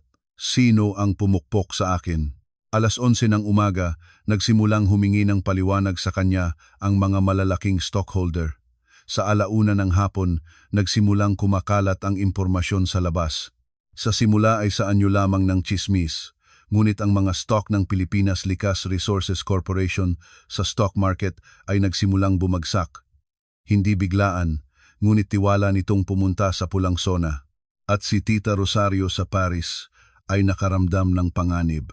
Tinawagan niya si Kuya Pablo. Ipaliwanag mo sa akin kung anong nangyayari, kapatid. May nagpaliwanag sa aking pangalan at nag-leak ng lahat ng katibayan sa Bahay Silver, ang Board of Directors. Nanginginig ng takot ang boses ni Kuya Pablo. Ano? Nagpalahaw si Tita Rosario. Ang kanyang sigaw ay napakalakas na kailangan ko pang ilayo ang telepono. 1/2 bilyon. Itinago mo ito sa akin? Ang stock ay bumabagsak. Gusto mo bang malagay tayo sa kahirapan? Sino? Sino ang gumawa nito? Hindi ko alam. Nagutos na akong tignan ito. Kapatid, marahil ay may isip? Si Pedro Ignacio ba? O si Stella? Hindi ako sigurado. Kapatid, marahil ay dapat kang bumalik? Natatakot ako na hindi ko ito masosolusyunan ng mag-isa. Walang silbing tanga, humihis siya. Makakaon lang ang alam mo. Sige, babalik na ako. Babalik ako at papuputulin ko ang lobo na iyon. Magreserba ka ng tiket. Pinakamaaga. Kailangan ko nang bumalik agad. Binaba niya ang telepono. Tumingin ako kay Tatay Ernesto. Ngumiti siya. Nagbabalik na ang mga lobo sa kanilang yungib. Manugang, sabi niya, panahon na para ihanda ang kulungan para sa kanila. Mga isang araw lang pagkatapos ng pagsasabog ng mapagpasyang liham, nakatanggap ako ng mensahe mula kay Domingo, papalapit na ang bagyo sa baybayin. Flight SU-2459 mula Paris, papuntang Manila. Boarding ngayon ng 7:00 ng gabi. Magkasamang nagkatinginan kami ni Tatay Ernesto sa lihim na silid. Bumabalik sila ng 1 linggong maaga, sabi niya. Naging matatag ang boses niya. Pinapatunayan nito na ang iyong suntok ay pumalo sa puso. Nawawalan si Tita Rosario ng kontrol. Anong gagawin ko, Tatay Ernesto? Seryosong tumingin siya sa akin. Maghanda ka. Kapag napatay na sa sulok ang isang hayop, nagiging pinakabaliw at pinakamapanganib ito. Ibubuhos niya ang lahat ng galit niya sa iyo. Kailangan mong magtiis. Kahit anong gawin niya, magtiis ka. Ito ang huling yugto. Walang pagkakamali. Naiintindihan ko, kinuyom ko ang aking mga kamao. Magtitiis ako, mabuti, tumango siya. Ngayon, bumalik na ako sa aking vegetative state. Mula ngayon at hanggang sa aking kautusan, huwag kang pumasok dito. Lahat ng komunikasyon sa pamamagitan ng pagkatok sa kamay. Tandaan, ikaw ay isang hamak na kasambahay na si Ana. Humayo. Lumabas ako sa lihim na silid. Nararamdaman na parang sundalo na papunta sa larangan ng digmaan. Ginugol ko ang buong araw sa paghuhugas ng mansyon. Pinakintab ko ang bawat antas ng hagdanan. Pinagbakante ang bawat alpombra. Gusto kong ang lahat ay perpekto bilang kaibahan sa darating na bagyo. Hindi ako naghanda ng hapunan. Alam ko na hindi sila makakakain. Isinuot ko lang ang aking abong damit ng kasambahay. Pabayaang maluwag ang buhok at naupo sa isang stool sa kusina, naghihintay. Tumpak sa 2 oras ng 7:00, biglang huminto ang taxi sa rehas. Narinig ang maigting na tunog ng mga maletatang itinapon sa marmol na sahig. Nabuksan ng lakas ang pintuan. Nagpumasok si Tita Rosario tulad ng isang bagyo. Mukhang kawawa siya. Nasirang ang mahal niyang peinado. Kulob ang branded na damit, pagkatapos ng mahabang lipad. Pula ang kanyang mga mata hindi mula sa pagod, kundi sa galit. Si Victor ay sumusunod sa likod niya. Maputla ang kanyang mukha tulad ng bangkay. Mama, mama, kalmahan mo, sinasabi niya. Hinahila ang mga maleta. Kalmahan. Paano ako makakakalmahon? Sumigaw siya sa buong bahay. Ang kumpanya ay malapit ng bumagsak. Lahat ng ginawa ng buhay ko, nakita niya ako. Nanginginig sa pintuan ng kusina. Agad na nagtutok ang kanyang tingin sa akin. Ikaw, humihis siya. Ikaw na sumipa nagdadala ng kamalasan. Sumulong siya sa akin nang napakabilis na hindi ko nakuha ang reaksyon. Plug. Ang sampal ay nagsunog sa aking kaliwang pisngi. Ang suntok ay napakalakas kaya natumba ang aking ulo sa sulok ng aparador sa kusina. Nagpalakas sa tainga ko, sa bibig ko ay naramdaman ko ang lasa ng dugo. Anong ginawa mo rito? Anong ginawa mo na nangyari sa kumpanya ang ganito? Ako, wala akong ginagawa. Bumagsak ako sa sahig, tinakpan ang mukha ng mga kamay at umiyak, tumpak gaya ng inihanda ko sa scripting at sumasagot ka pa.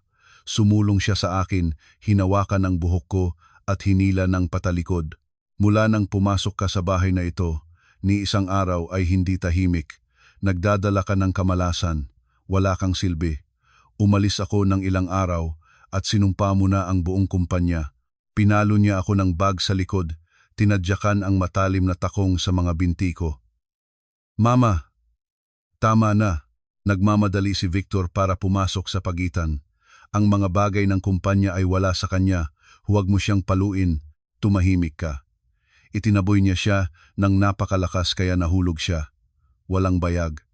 At ikaw rin, nakakaaliw ka lang. Tingnan mo, lahat ng aming kayamanan ay manglalaho, kasinloko ng isang baliw na hayop. Nang makita niya ang isang paso ng halaman sa sulok, kinuha niya ito at itinapon sa sahig malapit sa akin. Nangalatak ang lupa at mga piraso sa lahat ng panig. Sinabi ko sa iyo na bantayan ang bahay. Ikaw, alam mo ba kung gaano karaming bumagsak ang stock? Alam mo ba kung gaano karaming pera ang nawala ko? Sa buong buhay mo ay hindi ka makakabayad nito. Pilipit lamang akong nakuyom at desperadong umiyak. Patawarin ninyo ako, Nay. Patawarin ninyo. Napakahirap ang lahat para sa akin. Sa loob ko ay lahat ay yelo. Bawat suntok, bawat insulto ay itinatala ko sa aking puso. Sige, nagsasalita ako sa aking sarili. Sige, ito ang huling pagkakataon na itinaas mo ang kamay mo sa akin. Para sa sampal na ito, pipilitin kita na magbayad ng daan-daang beses. Mukhang naubos ang lakas niya pagkatapos ng pagsusuntok at pagsisigaw. Nasaan si Pablo? Bumuho siya. Bakit hindi siya sumasalubong sa akin? Sinabi ni Victor na si Kuya Pablo ay nasa opisina, naghihintay sa inyo. Nanginginig, sumagot si Victor. Sige, kaagad sa opisina. Kailangan kong makita kung sino ang bumalik sa akin. Inayos niya ang kanyang damit. Huwag kang lumayo sa biyenan mo. Kung may mangyari pa sa kanya bago kami makabalik, papatayin kita. Siya at si Victor ay muling nagmamadali mabas ng bahay. Sumakay sa kotse at umalis, iniiwan akong mag-isa sa gitna ng kaguluhan. Dahan-dahan akong tumayo, nasusunog ang pisngi, masakit ang likod, tumutulo ang dugo mula sa nasugatan na labi sa baba ko. Pumunta ako sa banyo, tumingin sa salamin, kawawa-awang tingnan kulot ang buhok, namamaga ang mukha, nasugatan ang sulok ng bibig. Hindi ko pinunas ang luha o dugo. Ngumiti ako ng malamig, nakakatakot na ngiti. Malapit na, Tita Rosario, bulong ko sa aking refleksyon. Nagsisimula pa lamang ang kasiyahan. Sa susunod na 2 araw, ang mansyon ay nalulubog sa nakakainis na kapaligiran. Umalis sina Tita Rosario, Victor at Kuya Pablo ng maaga at bumabalik ng hating gabi. Sa pamamagitan ng sistema ng surveillance, kami ni Tatay Ernesto ay nalaman sa maikling sandali na pumupunta ako sa kanyang banyo na napakasama ng sitwasyon nila. Ang mga stockholder, pagkatapos matanggap ang katibayan, ay humingi ng espesyal na pulong Ang mga bangko, nakaramdam ng nagbabala, ay nagsimulang humingi ng maaga na pagbabayad ng mga utang. Ang BIR ay nagsimula na rin ng inspeksyon, humihingi kay Kuya Pablo ng paliwanag sa mga huwad na proyekto. Napatakot na ang ina at anak. Sa ikalawang gabi, bandang 2:00 ng madaling araw, nagkunwari akong natutulog nang narinig ko ang kanilang pagtatalo sa sala. Dahan-dahan akong lumabas at nagkubli sa likod ng hagdanan. Lahat ay nawala na, kapatid. Puno ng desperasyon ang boses ni Kuya Pablo. 3 araw lang ang ibinigay ng mga bangko. Kung sa loob ng 3 araw ay hindi kami makapagbalik ng ₱250 milyon, ia-arrest ang lahat ng assets ng kumpanya. ₱250 milyon. Saan ako makakakuha ng ₱250 milyon ngayon? Sumigaw si Tita Rosario. Lahat ng cash namin ay inilagak sa property sa Parañaque. Hindi ko mapabilis ang pag-alis iyon. Hindi ko rin alam. Ibenta na lang nating ang bahagi ng stock? Wala kang utak? Nagalit siya. Ibenta ngayon, ibebenta sa pinakamababang presyo. Naghihintay lang sila para sa aming pagtugis, para sugatan at patayin tayo. Lahat ay nawala. Lahat. Tahimik ang sala. Narinig ko ang mabigat na paghinga ni Tita Rosario. Pagkatapos ay tumatawa siya ng baliw, kakilakilabot na tawa. Hindi. Mayroon pang isang paraan. Ano? Sabay na nagtanong sina Kuya Pablo at Victor. 51%, mahinay, malamig na sinabi ni Tita Rosario. 51% ng shares ng hangong iyon na si Tatay Ernesto. Ngunit siya ay gulay, sabi ni Kuya Pablo. Siya ay gulay, ngunit mayroon siyang mga tagapag-alaga. Tumingin si Tita Rosario pataas, sa direksyon ng aking kwarto. Iyon ay si Ana. Siya ang kanyang manugang, ang kanyang caregiver. Tanga siya. Mama, gusto mo ba mahinay? Na sinabi ni Victor. Bukas, nagngalit siya. Papipilitan ko siyang pumirma ng deed of donation ng lahat ng shares ni Tatay Ernesto sa iyo, Victor. Bilang tagapag-alaga, ang kanyang lagda ay may ganap na legal na puwersa. Pumipirma ba siya? Nag-aalala si Kuya Pablo. Kahit paano ay hindi siya pumirma. Pipilitin natin siya. Kumampay si Tita Rosario sa mesa. Sino siya sa bahay na ito? Kasambahay. Wala nang iba. Bibigyan ko siya ng 2 pagpipilian. Pumirma siya o, sa tulong ng abogado ko, itataboy ko siya, didiborsyo siya mula sa aking anak nang walang ni isang sentimo. Ano sa tingin mo ang kanyang pipiliin? Tinapal ko ang bibig para huwag makapaglabas ng kahit isang tunog. Nandito na ito ang patibong na binanggit ni Tatay Ernesto. Doon na mismo siya pupunta. Kinabukasan ng umaga, nagpanggap akong wala akong alam. Bumangon ako ng maaga, nagluto ng agahan, ngunit walang kumain. Tinawag ako ni Tita Rosario sa sala. Pagod ang kanyang mukha, ngunit naglalab ang mga mata ng di malusog na ningning. Nakaupo na roon si Kuya Pablo at Victor. Pati na rin ang isang di kilalang lalaking abogado na may walang kilos na mukha at makapal na salamin. Sa mesa ay isang makapal na bunton ng papel. Ana, ang boses ni Tita Rosario ay maingat na kalmado. Umupo. Naupo ako sa dulo ng sofa, dahan-dahan. Alam mo na, ang kumpanya ay nasa mahirap na panahon ngayon. Nagsimula siya ng palabas. Ibinaba ko ang ulo. Oo, ang iyong biyenan, tulad ng nakikita mo, ay hindi na kayang dalhin ang pasaning ito. Si Victor, bilang kanyang anak, ay dapat na tumayo para sa kanya. Iniabot niya sa akin ang mga papel. Ito ay isang deed of donation ng lahat ng 51% shares ng iyong biyenan para sa iyong asawa. Ikaw, bilang tagapag-alaga na nag-aalaga sa kanya, ay dapat pumirma rito at lahat ng problema ay masosolusyunan. Tinataman ko ang mga papel ng nakatitig, nanginginig ang mga kamay. Nandito na ito ang pinakadakilang palabas sa aking buhay. Ako, hindi ko maunawaan. Nagsimula akong umiyak, luha ng takot, na matagal ko nang pinagpraktisan. Ito ba ay ari-arian ni Tatay Ernesto? Tumahimik ka. Naubos na ang pasensya ni Tita Rosario. Kumampay siya sa mesa. Ano ang alam mo? Ang iyong asawa, ang kanyang anak, siya ang magmamana nito. Pumirma ka. Hindi, hindi. Paano kung gumaling si Tatay Ernesto? Sisigaw siya sa akin. Umiling ako at bumawi. Gagaling. Nagwala ng baliw si Tita Rosario. Sa tingin mo ba, ang ganiyang bulok na katawan ay magigising pa? Ano ang pinapanaginipan mo? Pumirma ka. Hinawakan niya ang bolpen at isinaksak sa aking kamay. Nandoon na ako sa panik. Tumingin ako kay Victor, ang aking tanging asawa, tumingin ng may pakikiusap. Victor, sabihin mo ang isang bagay. Natatakot ako.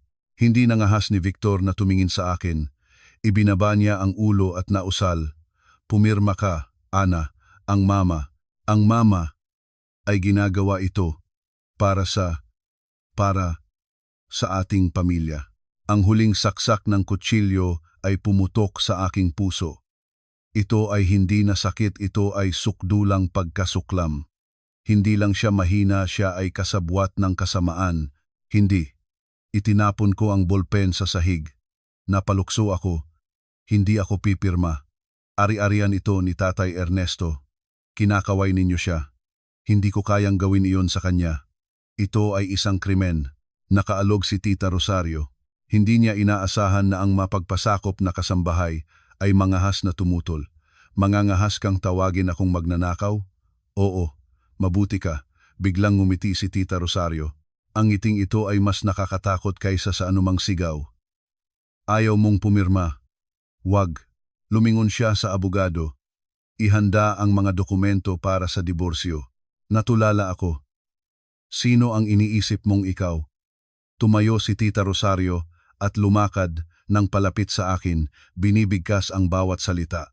Iniisip mo bang ikaw ang amo sa bahay na ito? Pumara ka lamang kay Victor, sa pamilyang ito. Hindi ka pipirma?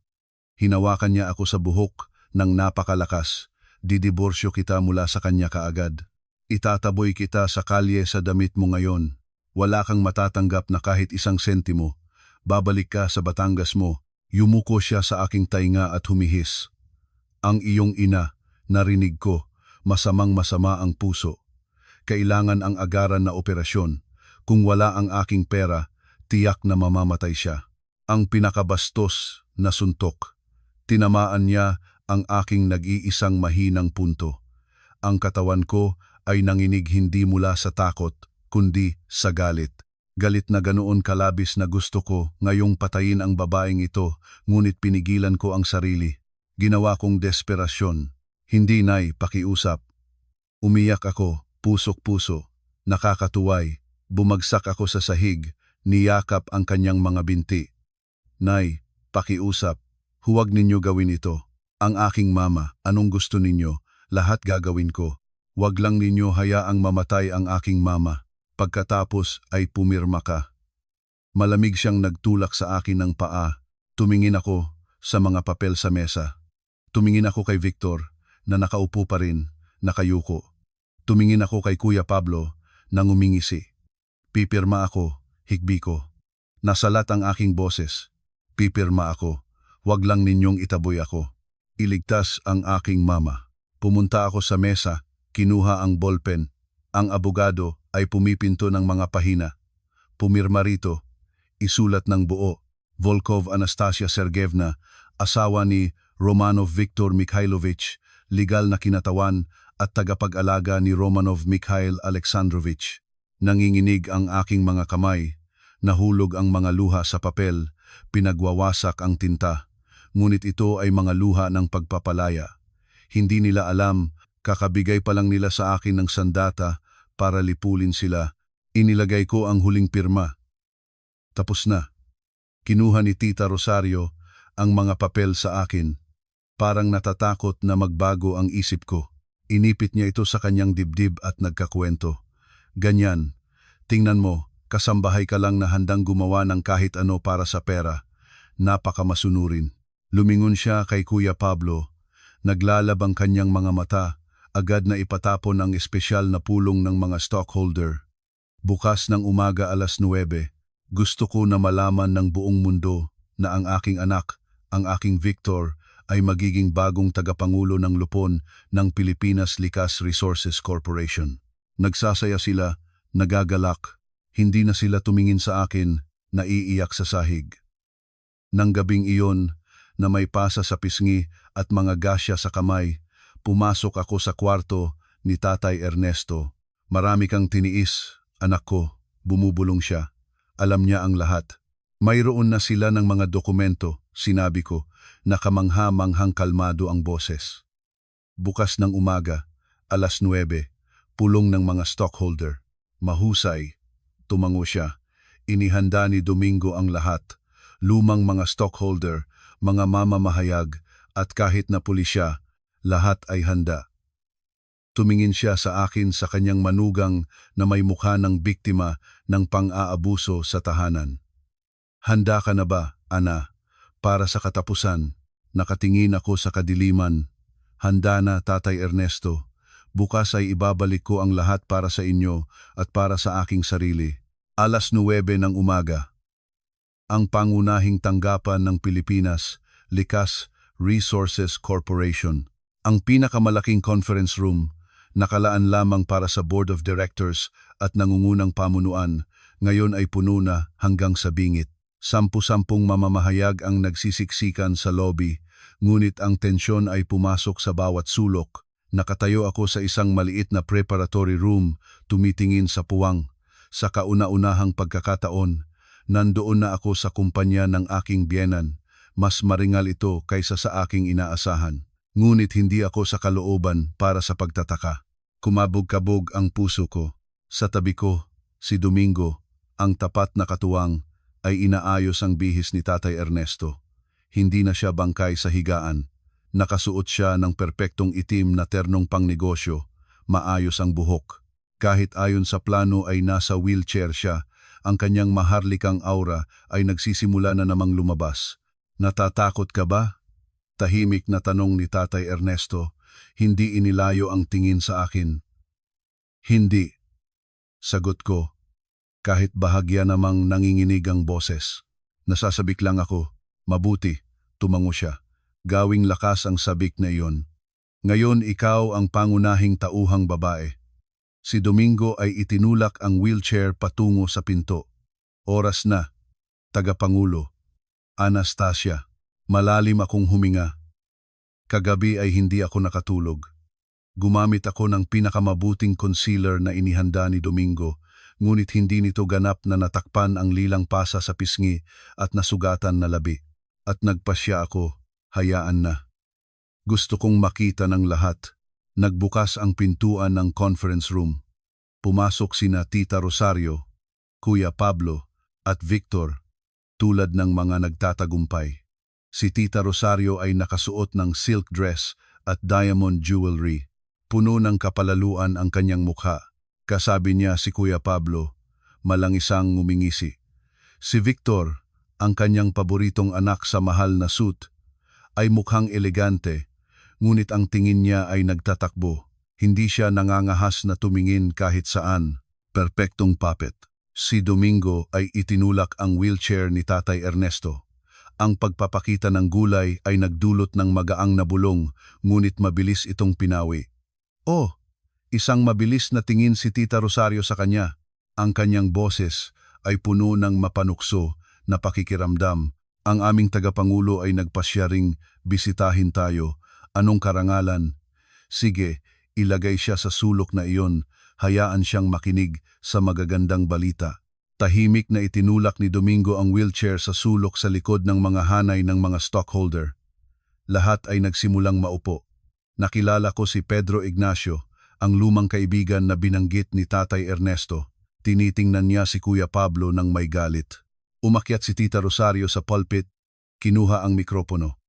Magandang umaga, minamahal na mga stockholder. Umubo siya. Alam ko na ang nakalipas na ilang araw ay may ilang kaguluhan sa ating kumpanya, ngunit maging panatag ang lahat, mga gawa iyon ng maliliit na mapaginggitera. At ngayon ay nandito tayo para solusyonan ang lahat ng problema.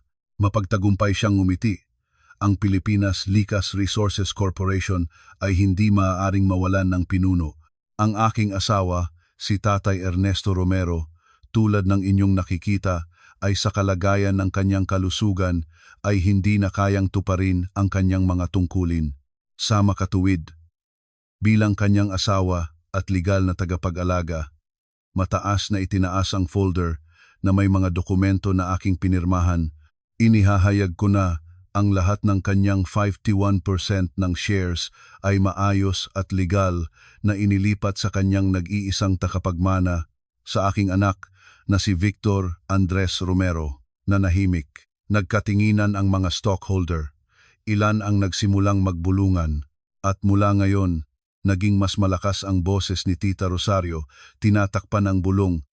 Inihahayag ko na ang bagong tagapangulo ng lupon ng Pilipinas Likas Resources Corporation ay si Victor Andres Romero. Malakas na pumalo si Kuya Pablo. Tumayo si Victor at mahiyaing yumuko.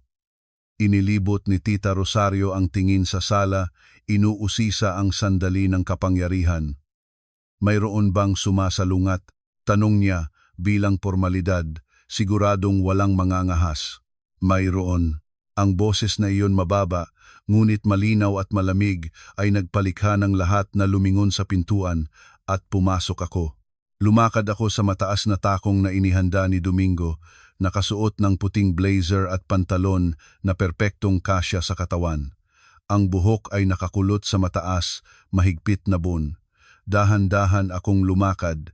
Ang tipak ng aking mga sapatos sa marmol ay umaalingaw-ngaw sa katahimikan. Tik, tik. Matalim at malinaw lahat ng tingin ay nakahulog sa akin. Gulat, pagtataka, at nang lumakad ako ng mas malapit, sindak. Ang lilang pasa sa aking pisngi sa ilalim ng maliwanag na ilaw ng bulwagan ay kitang-kita. Ikaw si Tita Rosario ang unang nakabawi mula sa pagkagulat. Sumigaw siya. Sino ang nagpapasok sa iyo rito?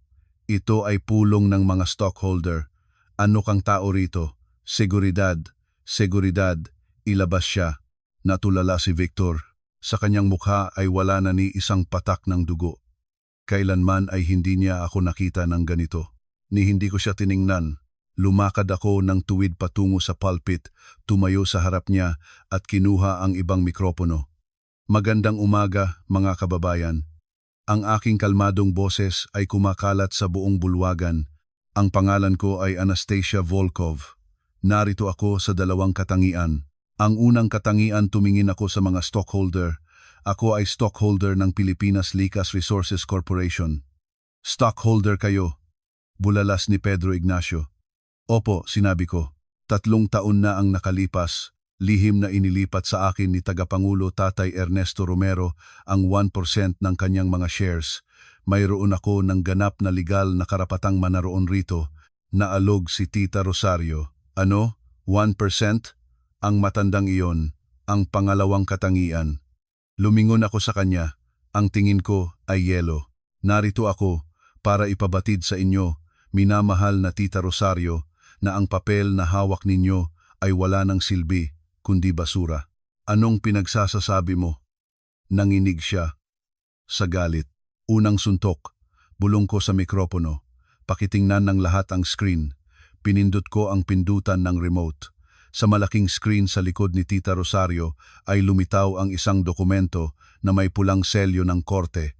Ito ang aking petisyon para sa diborsyo.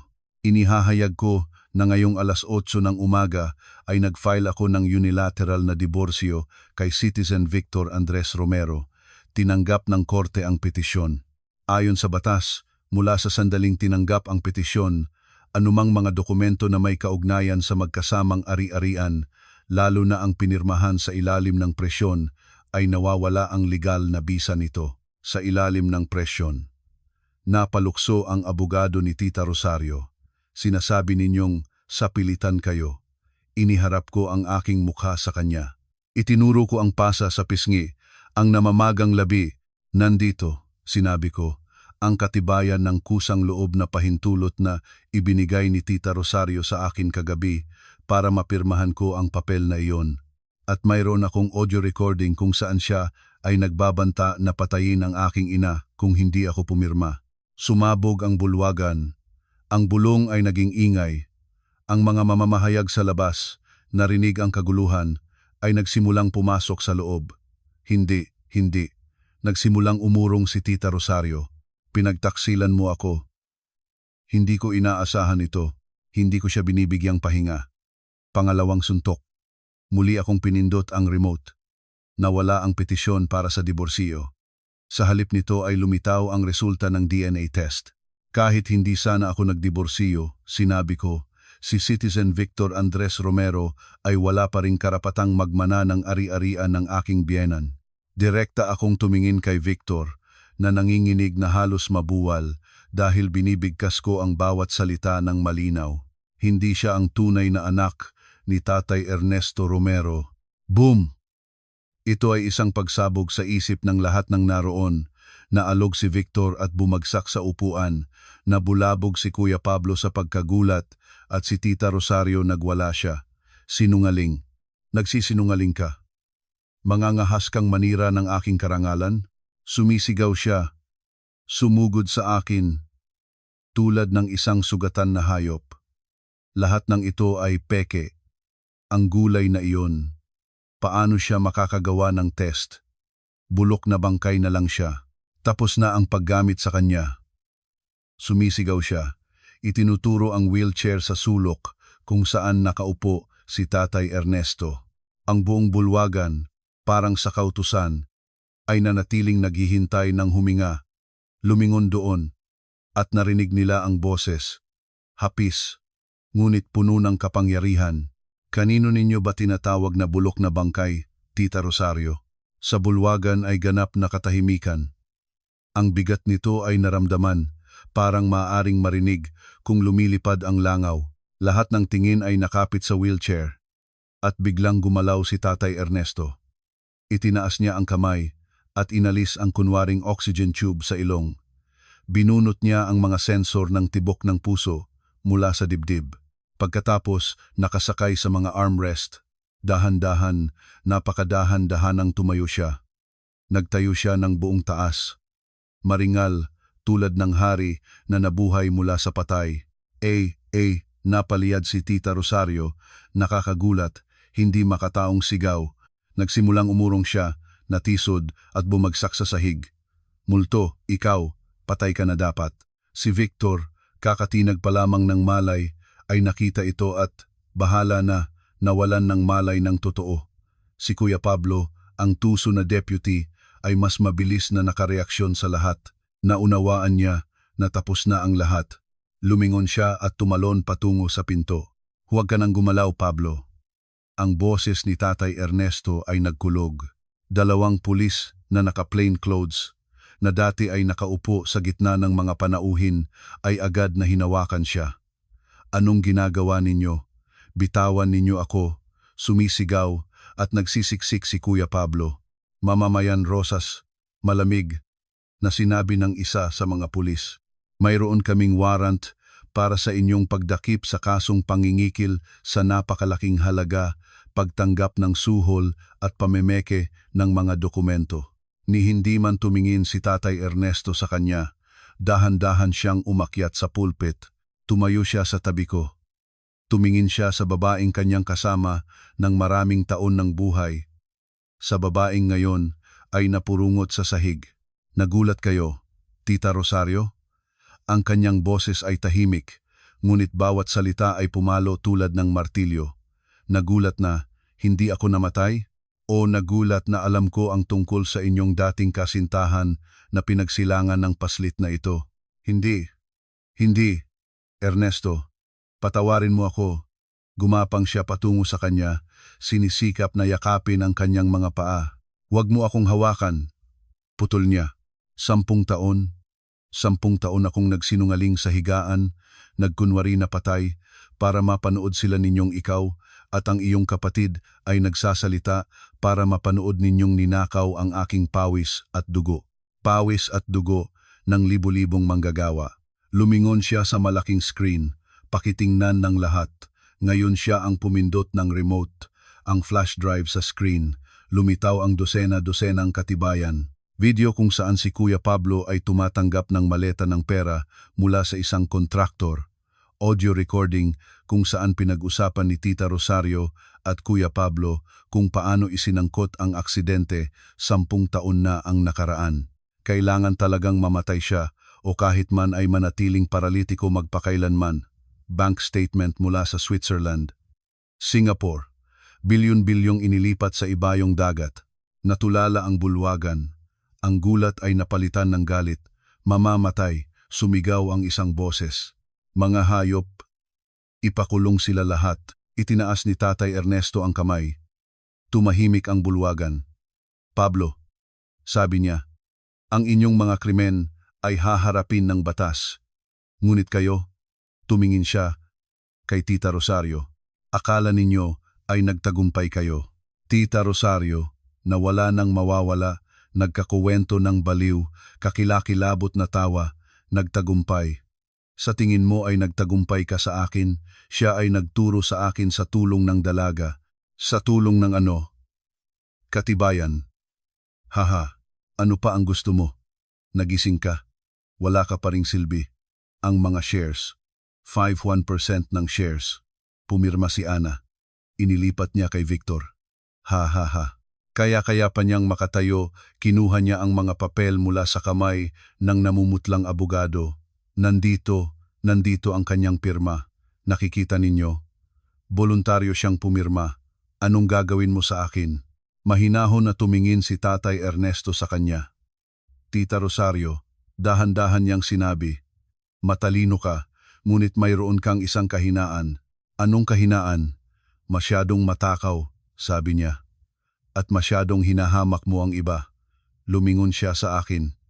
Manugang, nandito ba ang iyong huling regalo para sa biyenang babae? Tumango ako. Lumabas ako sa harap. Tita Rosario, sinabi ninyong voluntaryo akong pumirma. Oo, sa inyong mga tuhod akong nagmakaawa. Kaya pakinggan ito. Sinabi ko at sinaksak ang audio recorder sa bulsa ng aking blazer. At sa buong bulwagan ay kumakalat ang tunog ng kahapon. Ang aking nangangapos na iyak, hindi nay, pakiusap ninyo. At ang malamig, walang awang boses ni Tita Rosario, pagkatapos ay pumirma ka. Didiborsyo kita mula sa kanya agad, itataboy kita sa kalye. Ang iyong ina, narinig ko, ay masamang-masama ang puso. Kung wala ang aking pera, tiyak na mamamatay siya. At ang aking desperadong sigaw, ako, pipirma ako. Huwag lang ninyo akong itaboy. Iligtas ang aking mama. Sa sandaling natapos ang recording, ang abogado ni Tita Rosario, namumutla, ay humakbang palikod. Ginang Rosario, lumapit ang parehong pulis. Opisyal kayong inaresto sa kasong panakot, pagpilit sa isang transaksyon na may layuning magnakaw ng ari-arian at pakikiisa sa pagtatangkang pagpatay sa mamamayan Ernesto Romero, 10 taon na ang nakakaraan. Inilagay nila ang mga posas sa kanya. Bitawan ninyo ako. Ako ang amo. Ako ang tagapangulo. Nagwawala siyang nagsisiksik. Ernesto, sinisira mo ako. Ana, diablo ka. Patatayain ko kayo. Patatayain ko ang buong pamilya mo. Inilabas siya. Ang kanyang mga sumpa ay matagal na kumakalat sa pasilyo. Sa bulwagan ay tahimik na sa wakas. Naiwan lamang ang mahinang pag-iyak. Gumaling si Victor mula sa pagkawala ng malay. Nakita niya ang lahat. Inaresto ang kanyang ina.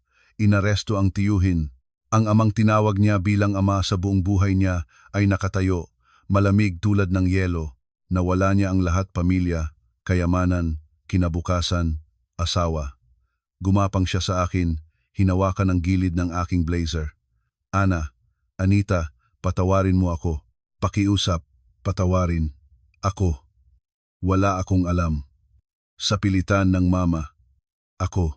Mahal kita, Ana. Patawarin mo ako. Tumingin ako pababa sa taong dating asawa ko. Minsan ay mahal ko siya, inaasahang siya ang magiging aking sanggalang. Malamig ko. Itinugot ang aking damit sa kanyang mga kamay. Hindi mo ako mahal. Mahal mo lang ang iyong sarili. Ang boses ko ay walang emosyon. Nakita mong pinalo ako at nanahimik ka. Alam mong ginagawa ng iyong ina ang kasamaan at pinayagan mo siya. Hindi ka lang mahina, ikaw ay kasabwat ng kasamaan. Kinuha ko mula sa bulsa ang kopya ng petisyon para sa diborsyo at itinapon sa kanyang mukha. Duwag, sinabi ko. Mula ngayon ay wala nang nagbubuklod sa atin. Lumingon ako at pumunta kay Tatay Ernesto. Lumipas na ang bagyo. Ginamit ni Tatay Ernesto ang kanyang autoridad at bakal na kalooban para mabilis na mapanatag ang Board of Directors. Inilahad niya ang lahat ng orihinal na katibayan at nangako na iwawasto ang lahat ng kahihinatnan ng mga ginawa ni Tita Rosario at ng kanyang pamilya. Si Pedro Ignacio at ang iba pang lumang mga stockholder ay agad na tumulong sa kanya. Ako, malakas na inianunsyo niya, si Ernesto Romero ay opisyal na bumabalik sa posisyon ng tagapangulo ng lupon ng Pilipinas Likas Resources Corporation. Sumabog ang palakpakan sa bulwagan. Tumingin siya sa akin at ngumiti. At gusto kong ipakilala ang taong nagligtas sa akin at nagligtas sa buong korporasyong ito, ang aking manugang, si Anastasia Volkov. Mula ngayon, siya ang magiging Executive Vice President at kumakatawan sa lahat ng aking 51% ng mga shares. Lahat ng tingin ay muling nakahulog sa akin. Sa pagkakataong ito, wala nang pagkaawa, walang usisa. Naroroon ang paggalang. Si Pedro Ignacio ang unang tumayo at pumalo. Lumabas ako sa harap at yumuko. Alam ko na ang bagong laban ang labanan para sa pagbabago ng Pilipinas Likas Resources Corporation ay nagsisimula pa lamang, ngunit hindi na ako natatakot. 6 na buwan pagkaraan, ang gusali ng Pilipinas Likas Resources Corporation ay ganap pa ring nakapagtayo sa lugar nito, ngunit sa loob ay naramdaman ang bagong buhay. Lumabas ako sa conference room, katatapos lamang ng mahirap na negosasyon sa mga Japanese partner. Matagumpay, ang Pilipinas Likas Resources Corporation sa ilalim ng aming pamunuan ni Tatay Ernesto ay nalampasan ang krisis. Nabayaran namin ang lahat ng utang, muling itinayo ang buong sistema at ang kita sa huling quarter ay mas mataas pa kaysa sa pinakamainam na panahon. Ang mga pahayagan ay nagsulat na sina Tita Rosario at Kuya Pablo ay nahatulang habambuhay na pagkabilanggo para sa pagtatangkang pagpatay at pangingikil. Ang kanilang abogadong kasabwat ay nawalan ng lisensya at nakulong din, at si Victor, dahil hindi direktang kalahok sa sabwatan at dahil sa hindi matatag na mental na kalagayan, ay pinalaya pagkatapos ng ilang pagtatanong. Nawala siya mula sa Maynila. Pumasok ako sa elevator at bumaba sa underground parking. Binigyan ni Tatay Ernesto ng bagong sasakyan, ngunit tinanggihan ko. Sarili ko ang binili ng isang maliit na sasakyan mula sa aking unang sweldo. Maganda ang gabi sa Maynila. Dahan-dahan akong nagmamaneho sa mga kalye, binaba ang bintana para laruin ng hangin ang aking buhok. Pinaiksi ko ito. Naramdaman kong tunay na malaya na ako. Huminto ang sasakyan sa traffic. Sa kabilang banda ng kalsada, ang mga manggagawang panlinis ay nag-aalis ng basura. Isang payat ng itim na lalaki sa orange vest ang masipag na nagwawalis ng mga tuyong dahon. Itinaas niya ang ulo para punasan ang pawis. Si Victor iyon. Nagtama ang aming mga tingin sa likod ng salamin ng sasakyan. Natulala siya. At pagkatapos, tulad ng isang nagnanakaw na nahuli, nagmamadaling ibinaba ang ulo, mas mahigpit na hinawakan ang walis, yumuko, sinisikap na itago ang sarili. Tinitingnan ko siya. Wala nang galit, wala nang pagmamahal. Isang sandaling habag lamang tulad sa isang estranyo. Nagnilawing berde. Hindi na ako lumingon. Pinindot ko ang gas. At ang sasakyan ay sumuong pasulong.